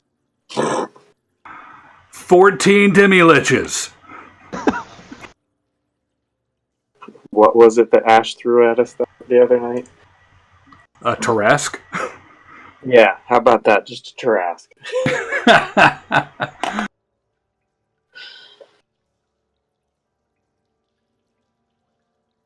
And that would be game over.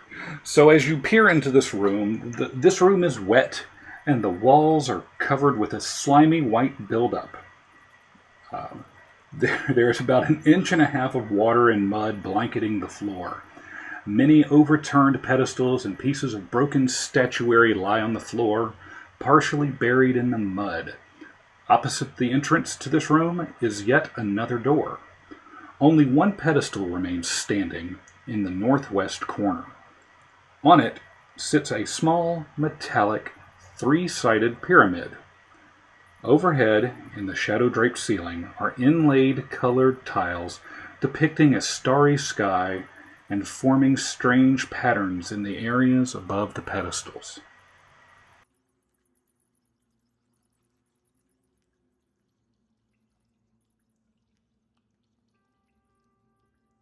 So when you say there's things knocked over, like is it like furniture strewn about throughout the room knocked over, or? It appears to be like statues, like art type things. With all the different pedestals and everything, this does appear to be something that was meant to, you would guess, to pay homage to the gods, perhaps. I mean, if you're looking up at these starry depictions of the tile work above, one might think it's like constellations or something. So if you're looking over the one pedestal that's remaining, on top, if you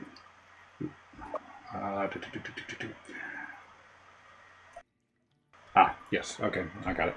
So anyway, you see that the stuff that's on the floor. I mean, it looks like these statues were made of stucco, and they appear to be in different animal shapes. One being a coyote, another being a crab-headed figure, another one looking like an alligator-headed god, another a jaguar. Again, all of these look to be in various states of disarray, with the one column, the one remaining pedestal being in the northwest corner over here. I didn't see your click. Oh, I saw your click. Yeah, okay. I was like, I'm not yellow. Right. So we've got a coyote and a crab-headed thing and some alligator god and some jaguar thing. So each one of these are in the different corners of the room.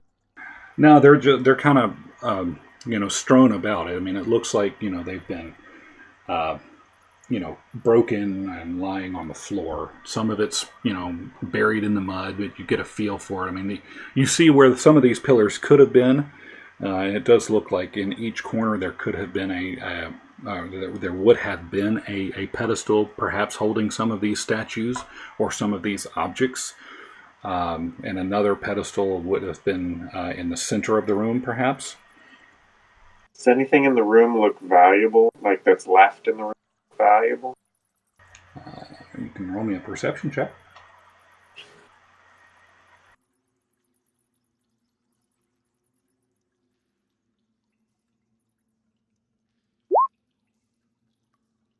Hold on. Let me touch myself real quick.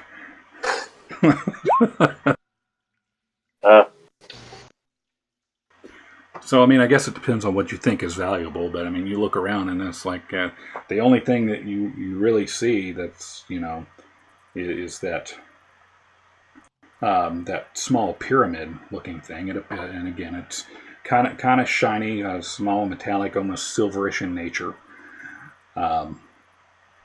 But everything else seems to be kind of broken and trash. I mean, everything else. I mean, it's again, there's the you're looking around and there's wet stuff clinging to the walls. You do it's looking towards that door. There's like a dark, wet mass clinging to the wall above that western door. Seems to be green in nature, kind of standing out in stark contrast to the slimy white buildup that's along the rest of the wall. So is there anything else on the floor other, under the water? I know it's not very deep, but... Not that, no. I mean, it's mud. I mean, it would be slick if you decided to try to run. You might have to do a dexterity check or...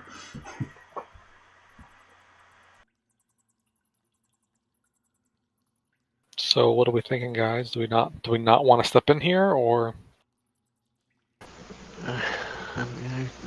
Well, in order to see all this, I would imagine in order to see all this stuff, we would have had to have stepped in a little bit. But do we see anything here we want to worry about, or do we want to just try the door and keep moving? I mean, that pyramid's got to be something, but we can try the door. Maybe it's not locked. Tap the pyramid with my staff. It makes a satisfying metallic ting as you tap it with your staff.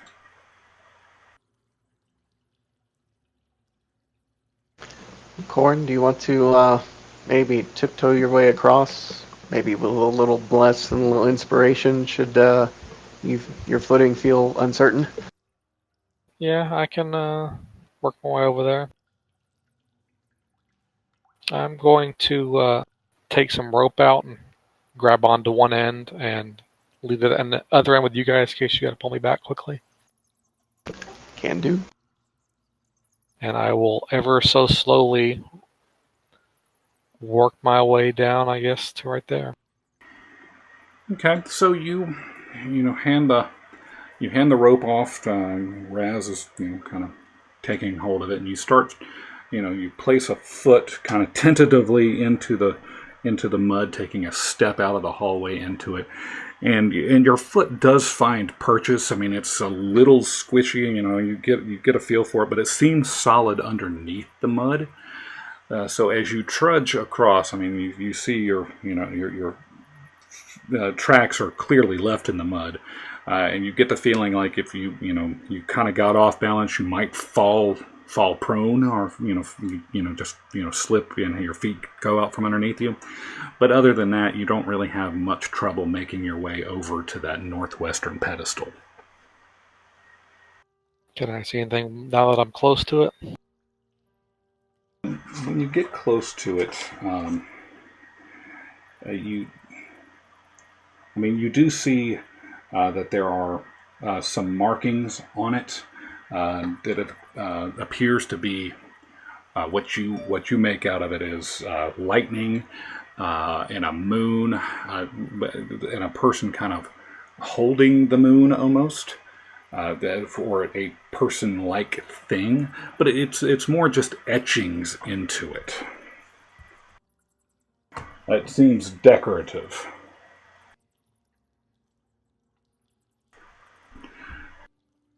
Does any of the etchings on there resemble any of the patterns on the ceiling or anything like that?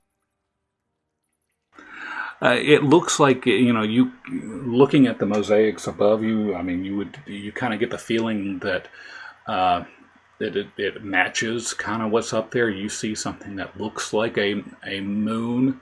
You don't really get the feeling of a person holding a moon, but you do see that, and maybe something that could look like little streaks of lightning crashing down onto maybe a hillside maybe some trees. But again, this is one of those things that it looks like this might be an homage to a god or demigod, or maybe even an angelic being.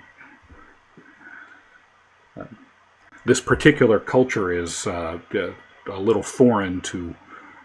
It's a little foreign to you. I'm not sure that Eldon has run across it in any of his studies.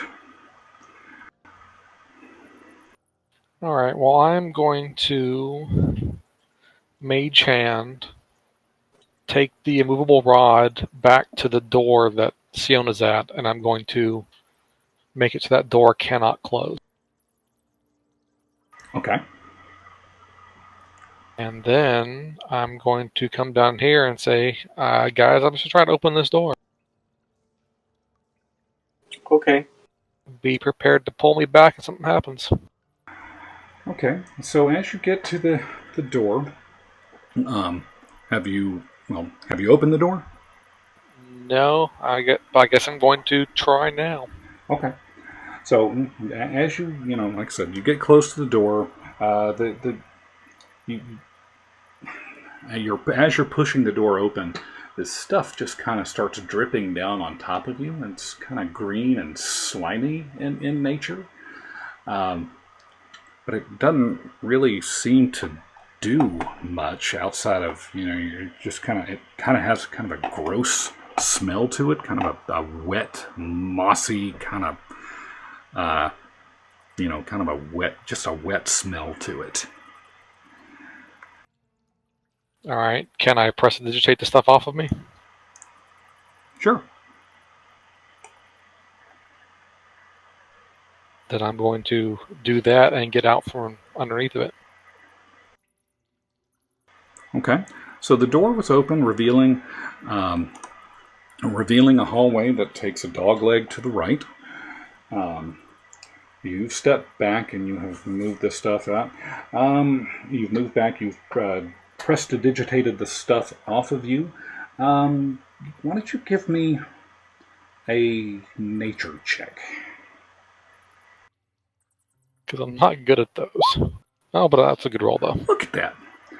So as you waving it away using your magic, you take another closer look at it, and you're like, oh, this is just algae. And you continue wiping it off. Yeah. It doesn't seem to be anything to be worried about. I'll make that a stronger stance. There's nothing to worry about. Okay, good. So is it safe to come through and move on?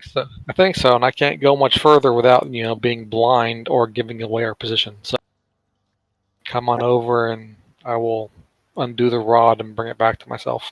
Do we want to take this pyramid thing that's in the room, or do we want to add that to our bag?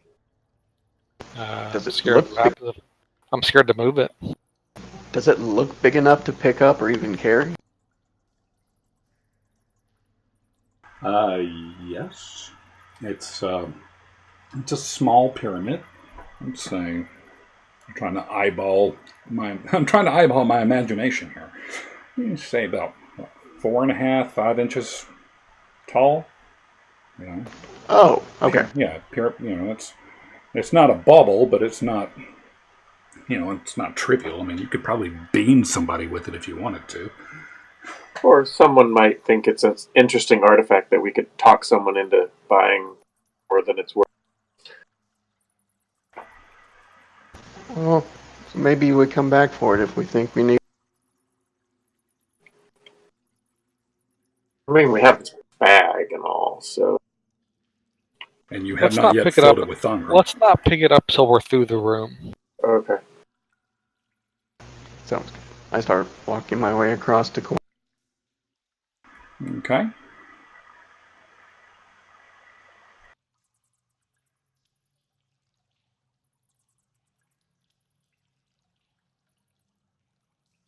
See, that wasn't too bad.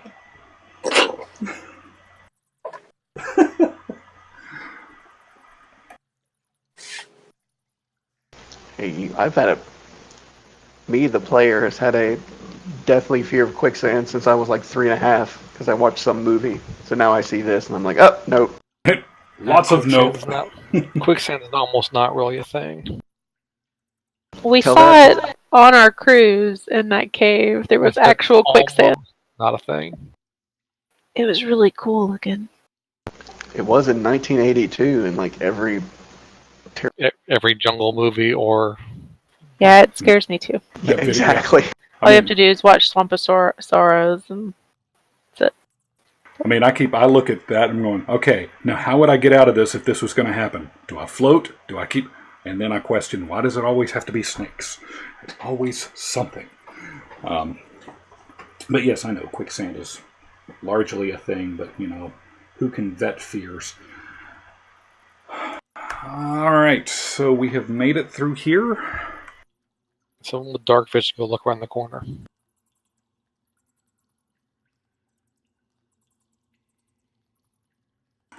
You do notice that it is wet underneath your feet, as if water is kind of making a small little stream. So, Eldon, are you peering around? I'll stick my head around the...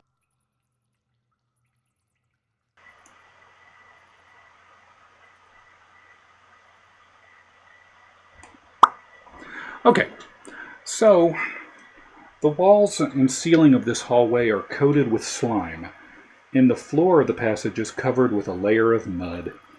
Through this muck, a steady stream of water trickles northward. The stucco on the walls is flaking off, and there are glowing silver tracks in the slime crisscrossing the walls and ceiling. Along the... Oh, I'm sorry. Go ahead. Finish eating. I was just saying, is the water flowing towards the room we just came through, or away from? It's flowing towards the north, so it's flowing away from you right now. So it's going downward. Still. Yes, it's going towards here. All right. Okay. Along the east wall of the passage stands a 12-foot-tall stone statue of a man, outfitted in fine clothing and holding a stone tray in his raised arms. Its eyes appear to be black gemstones. The right one droops out of its socket, balancing on the statue's cheek. From behind the left shoulder protrudes the hilt of a weapon, most likely a sword. The stone tray, as well as the forehead and the nose of the statue, are chipped and scratched. And I have something to show you. I wonder if the pyramid goes there. Anyway. So it looks... 1 second. Hang on. I'm going to show you what the statue looks like. Oh, okay. Because I have pictures. Nice. Ooh. Ah.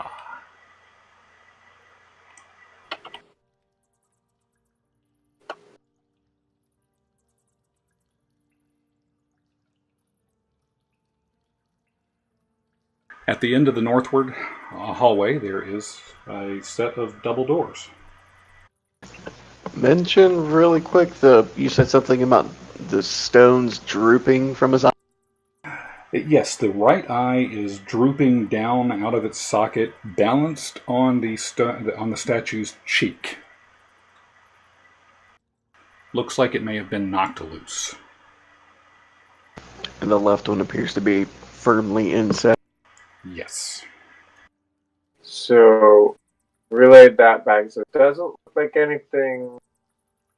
I mean, so we want to move around the corner and want to kind of keep an eye for anything unusual, any triggers or anything like that, for traps or something.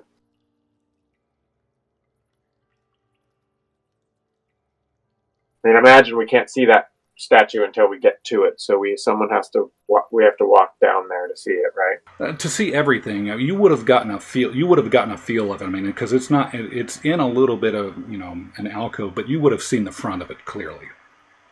You wouldn't have necessarily, until you gotten close to it, seen that the stones were there in its eyes, and the fact that it's got what looks like a sword, the hilt of a weapon, on its left shoulder, from behind its left shoulder. But yeah, all of those details would have come up as you got closer to it. Okay. And the green stuff just looks like the same stuff that was in the other room. That The green stuff. Let's see. There's stucco on the walls. It's just covered in slime. oh, slime. Yeah. But that doesn't look like the algae from the other room. It's slimy. No, it's just slimy. Okay. And we're still seeing the fog cloud around us. Yes. So I'd say it probably took you about 10 minutes or so to get past that last room.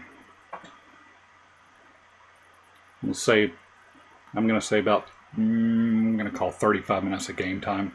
It's probably gone. Alright. Alright, so, what's up? Well, do we want to put the eye back in? Do we want to get the pyramid? What do we want to do?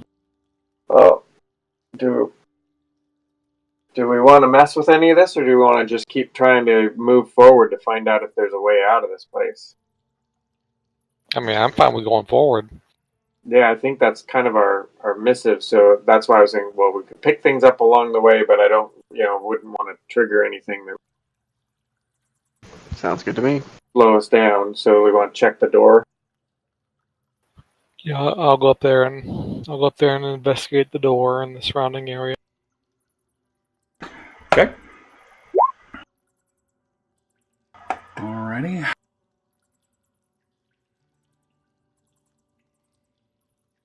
Maybe a little happy sleep. What just happened? Roll20 is giving me fits.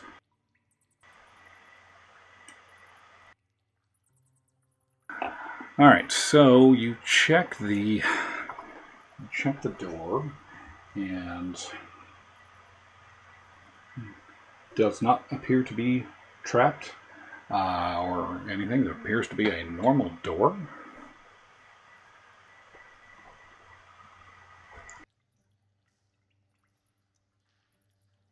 And there you go.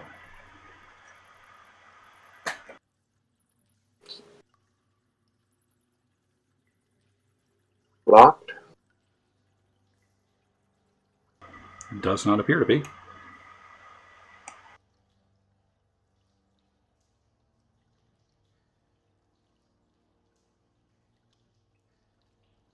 So are you going to open the door, or are you going to... Yeah, let's go ahead and open the door. All right. Okay. You guys open up the room. The bronze doors open up, and they are tinted blue from oxidation.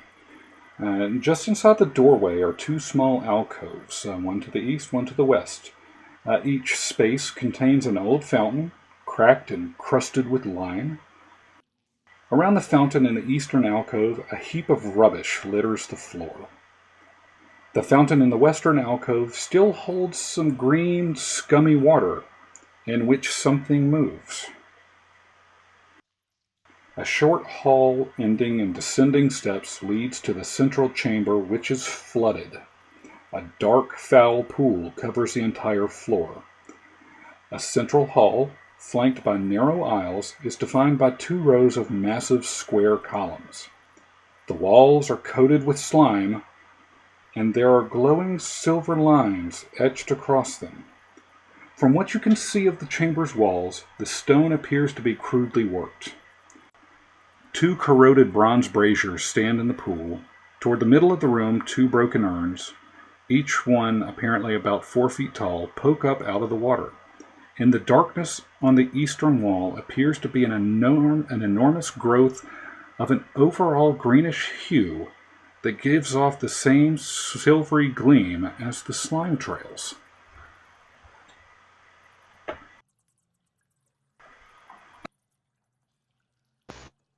So the one on the The little wells on the side, the one on the bottom has something kind of green and moving in it, and the one on the top just has still water and...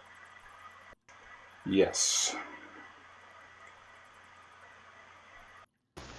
Looking at the bottom well, just from here, do I detect any similarity between that sort of green glow that's nearby and the main chamber and what's... No, it does not appear to be the same greenish glow, no. I'll move closer to the steps, to the top of the steps, and take a look at the green thing glowing in... Okay.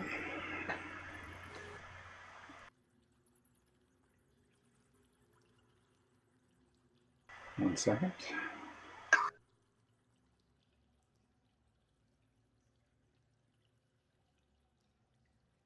All right, so you are right there. And what are you looking at? I'm just trying to determine its nature, if it's moving, is it like pulsing with light, why is it glowing? Okay, that green thing there. I got you. All right, so all right, I'm trying to make sure I got everything now.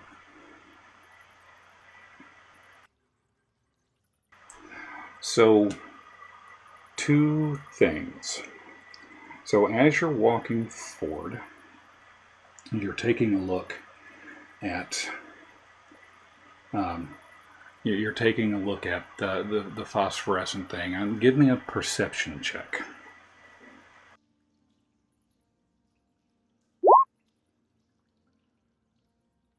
Okay, so you see as you're getting close, as that room is opening up to your view, you see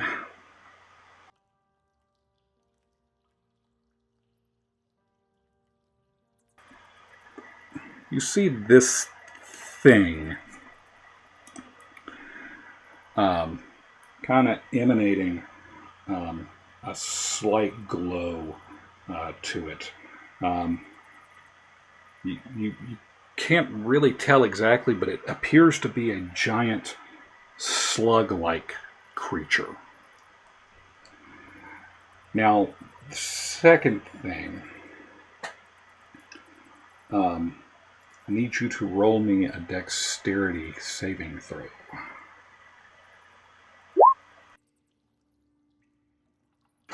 All right. So as you got down the stairs, your feet kind of slipped and skidded around you, and you almost lost your balance, but you found your purchase against the wall. And as you start looking down, it's like, okay, you realize that at the very edge of the steps, and you're looking down into the moat. You're looking down into what appears to be a moat. That's about 10 foot wide, running along the wall. So, let me, around this, from what you can tell, looking east and west, you see this 10 foot moat that's flooded with water all the way across. Can you clarify? When I think of a moat, I think of like surrounded by a solid on both sides. Yeah, so in this one, the entire room is covered in water. So you can see that it's deeper right in front of you. 10 feet ahead of you, it's still deeper, and then on the other side, starting about on this square, it is. Hang on. It is significantly shallower. Like, it looks like you could stand, it's about, you think about 2 feet deep there.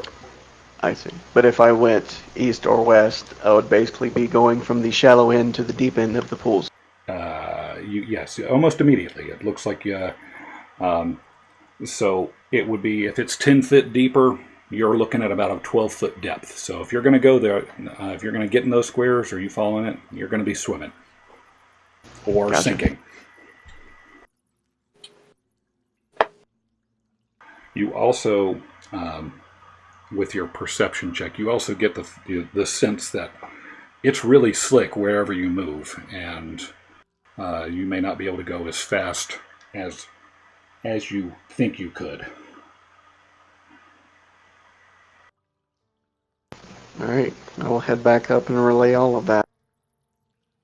The good news is it did not seem to notice you.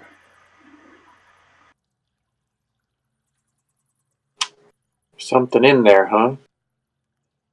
Yeah, it's like a giant cinnamon roll or something. I mean, Oh, it has been a while since we've eaten, hasn't it? yeah, I've got food on the brain. I'm sorry.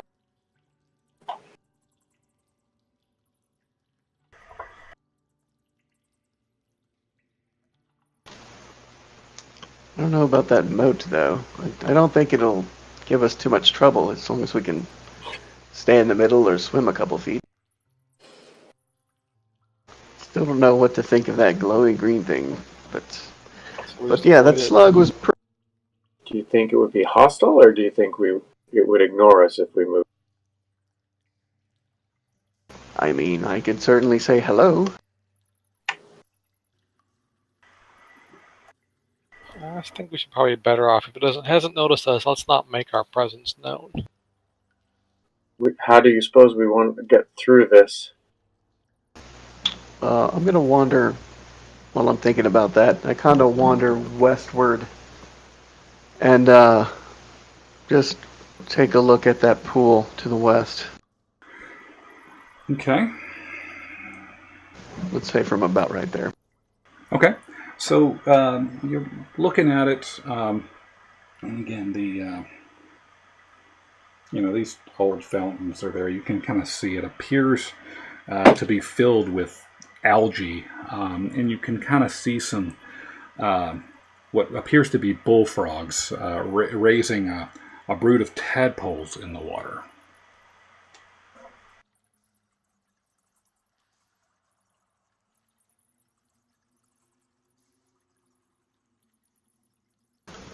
I'll wander east. Okay. Now, in this alcove, this fountain, you see that this looks like there's a small, shallow pool of cloudy water. Kind of a white substance there. In the middle of it, you see a what appears to be a small amulet, kind of halfway baked, halfway dug into this white stuff. You see some sort of markings on it, but you can't really make out what it is.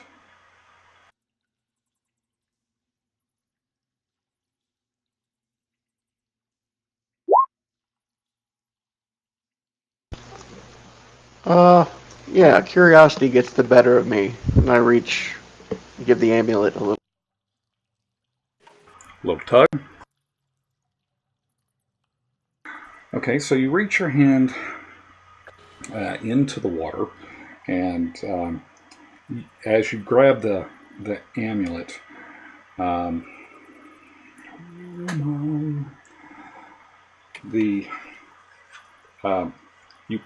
you are able to pull it out, but your hand starts to burn a little bit, and you're pulling it out, and the white powdery substance is corrosive. It's very corrosive to your skin, and you take 1 point of acid damage. It seems as your hand is covered in lime as you pull out the amulet.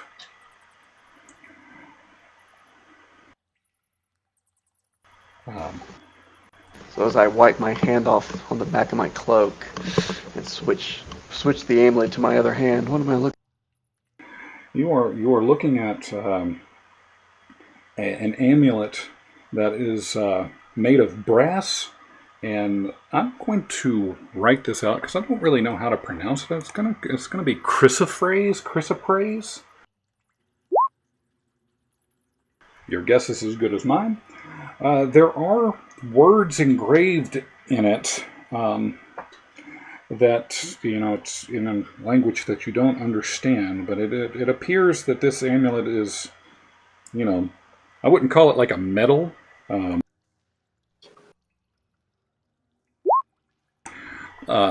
But, it looks like it was important to somebody.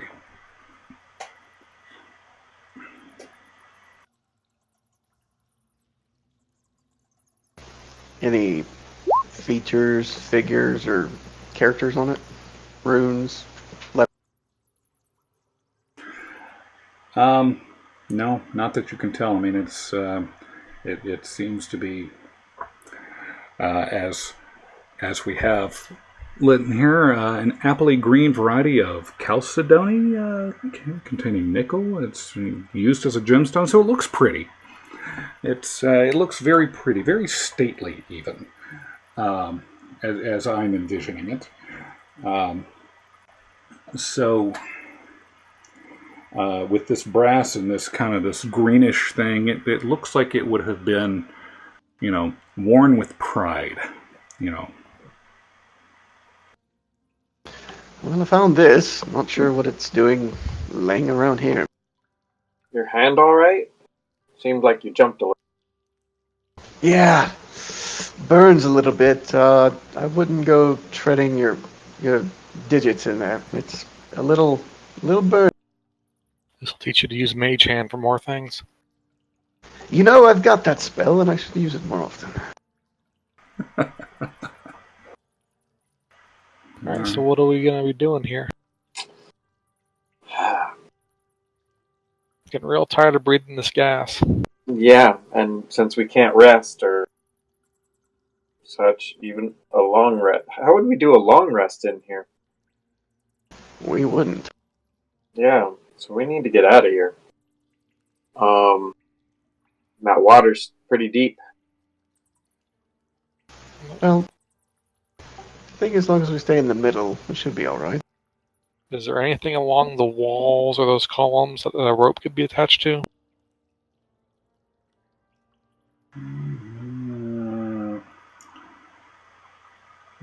Best I can tell you is the stone appears to be crudely worked, so I'm going to say it looks like it's just chunks of stone, kind of, I don't know if you could get anything around it. Doesn't say it's flat, doesn't say it's, something you can attach it to. Obviously there's a silvery gleam, so to me it's obvious this slug-like creature has been kind of growing, around the room, maybe using the wall, maybe using the pool of water around there.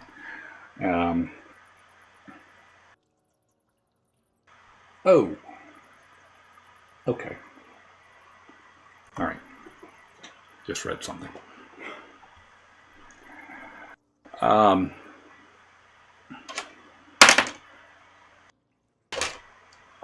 Lucky.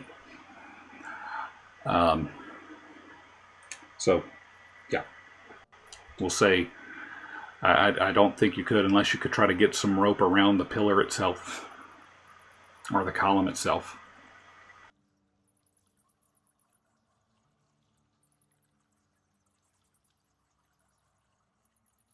Well, we can try that, but we don't have enough rope after wrapping it around columns, so that plan's out. And we can go for a swim. Sounds good. Lead the way. Alright, I'm going to gingerly walk down to the water. Okay. And I guess I'll get in and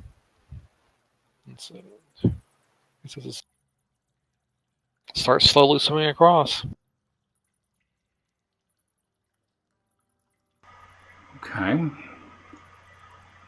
So, do you have your dancing lights? I have one near me. Okay. So you've swum across and you are sitting there. And I'm going to keep swimming at least till I get to the middle part or something. Right. Yeah. So at this point, you are at a point. I mean, it's only 10 feet that would swim across, and then you reach a point that is 2 feet deep. So you're going to be in 2 feet of water. So you're trying to do this quietly. Yes. Yes. So roll me a stealth check.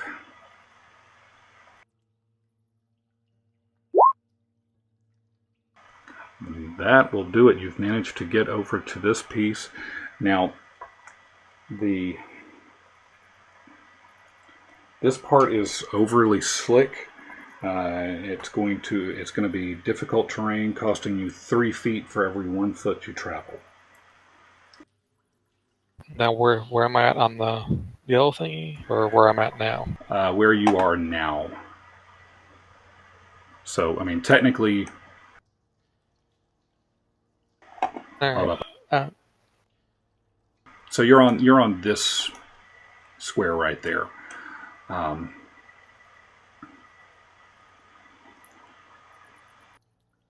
Before I go any further, I'm going to grab my rope and I'm going to, using Mage Hand, give one end to Eldon.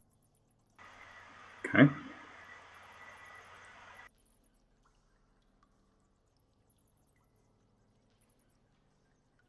I'll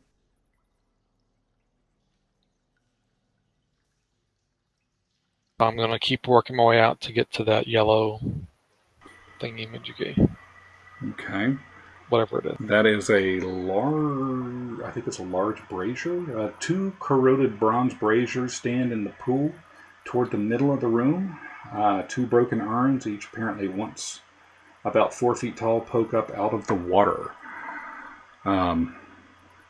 So yes, so some urns and a big brazier right there. So let's see here.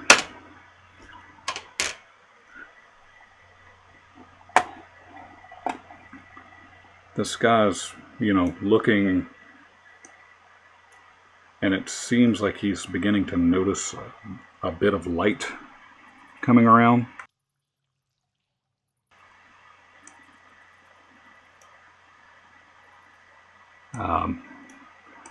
So this guy,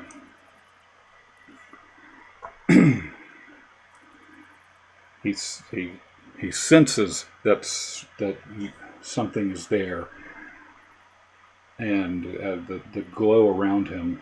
He is glowing by 20 feet. So I suppose I should put that. So I can see him then? Yes, yeah, you can see him. And I'm going to move my light up towards him. So it's kind of a 20 feet. Wait, is it 20 foot? Really? Is that what that is? Yeah, it's a dim green light emanating from himself.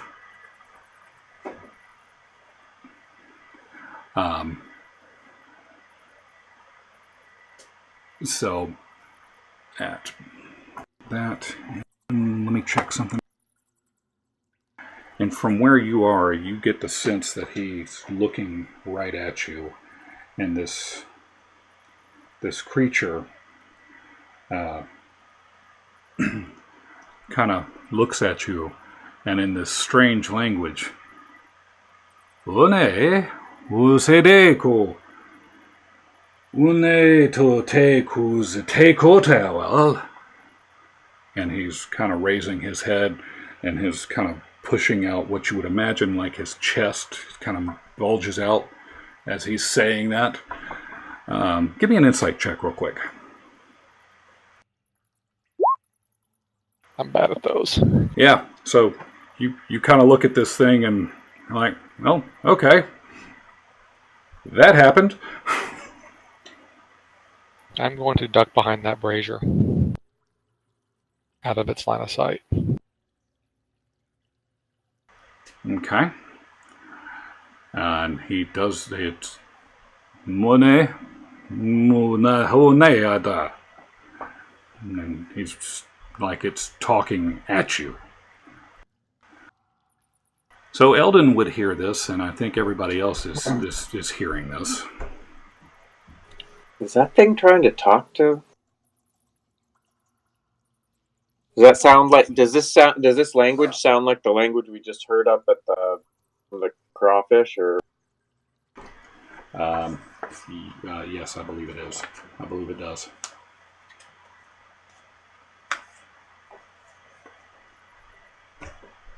Going to message Eldon, like, do you understand this? What's going? Should I come back? sounds like the last guy, but we don't know this language. Who's got the telepathy? The one-way telepathy? Yeah. That would be Raz.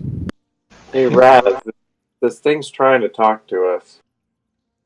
It's funny because I'm reading various people's different disagreements on whether it's one-way or two-way, but never mind that. That'll be another game. I found the same thing. I know, it's like, it's not quite telepathy, but anyway. I can certainly talk to it. Heaven knows what it's trying to say to me. All right, so Give me some tips. What should I say? all right, well, hang on, because I'm going to do a time check on us. It is 9:20. Do we want to call it here? And I mean, this seems like this might be a good place to stop. Probably. Because we're about to probably have to kill this thing, or I'll die. Well, Or have a really long conversation. I'm not really sure which way it's going to go, but That's probably all three. yeah, possibly. So So it's safe to say this creature noticed either Corin or his light. Look, I moved my light away and he's looking at me, so. yeah, I mean, it noticed him. So I'm tempted to say I'm done just because I want to get to the bottom of actually how well I can communicate with. Well, good luck. That's as bad as looking at perception versus investigation. Yeah, I know. You might have an answer by next session. yeah, I mean, send me what you find too, because I mean, I'm willing to work with you. I mean, You might just want to tweet Matt Merles or Sage Advice and see if they'll respond to you. I was looking at a Sage Advice article. all right. Well, so we'll go ahead and call it here. So, just one real quick thing. So we're gonna say Raz is not Raz. Corin's by the brazier, ducked down. Eldon, you're still at the top of the stairs. Raz, did you stick by the alcove or not? I'm still by the pool with I guess I'm still with Eldon, holding the. Okay, so you moved down. Correct. All right, and Thanks, Siona. Yeah, Siona, where are you landing? Did you hang out in the hallway, or did you actually come in? I'll say I'm just inside the door. Sorry, I have a cat on my arm. Let me move myself. That's okay. Yeah. All right, so something like that? Yeah, that's fine. Okay. All right, I found the answer right here, Sage Advice. It is one-way communication. Yeah, that's what it says. Well, alrighty then. One way it shall be.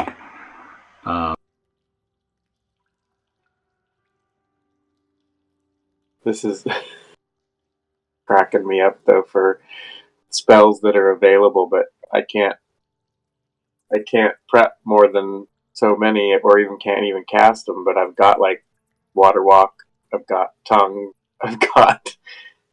If I could get a long rest in, we could prepare all sorts of things that could help us out. Well, Next time you'll prepare them next time, and then we won't need them. Yeah, exactly. well, again, if there's any creative solutions or Only we had that wizard that would have the magic house thing where we could have a long rest. Yeah, that damn wizard. I mean, he's got some answering to do once we find him. A wizard would be the perfect complement for this party, I'm just saying. Right? Just saying, if he wouldn't have gone off and gotten captured. But maybe one day we will find him. Or we did find him. Maybe or stumble upon another one. I do miss Quinn. And hey, Hoot Hoot could have been a big blast in here. Yeah. Oh yeah. Has anyone seen Quinn and Thongrim in the same room together? I'm just saying.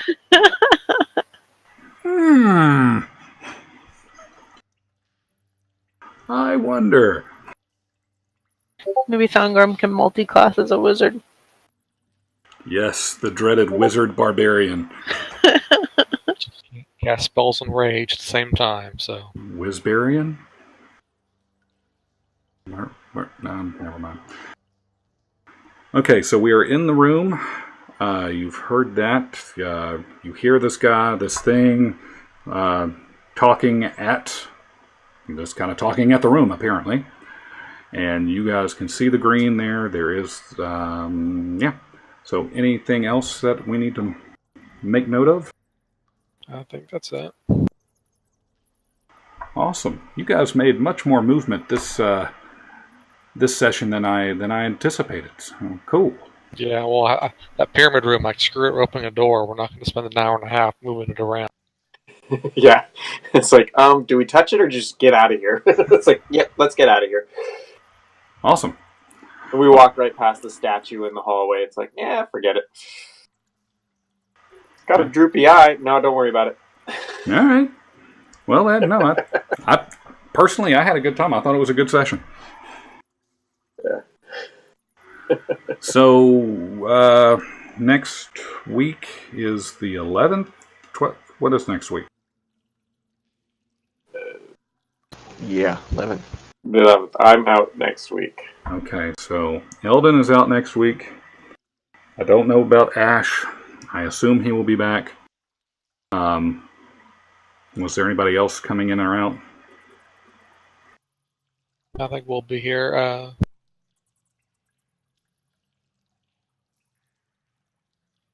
I might be out the weekend of the 17th, but next weekend I should be here. Okay. Yeah, I realize we're getting into the holiday seasons here, so we'll need to... Definitely out Thanksgiving weekend. Yeah, I figured that's just going to be... We're just going to call it off that week. So yeah, we'll put out some schedules out there. I'll go ahead and put things out there on the Facebook group and just tell me, if you're in or out, and we'll try to schedule accordingly. And if we don't have enough, we'll just cancel the game off there.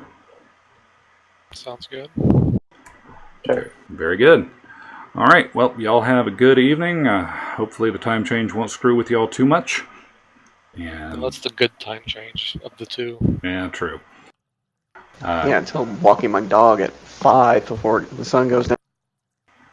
Yeah, the darkness earlier is going to be gets me every time. Yeah, me too.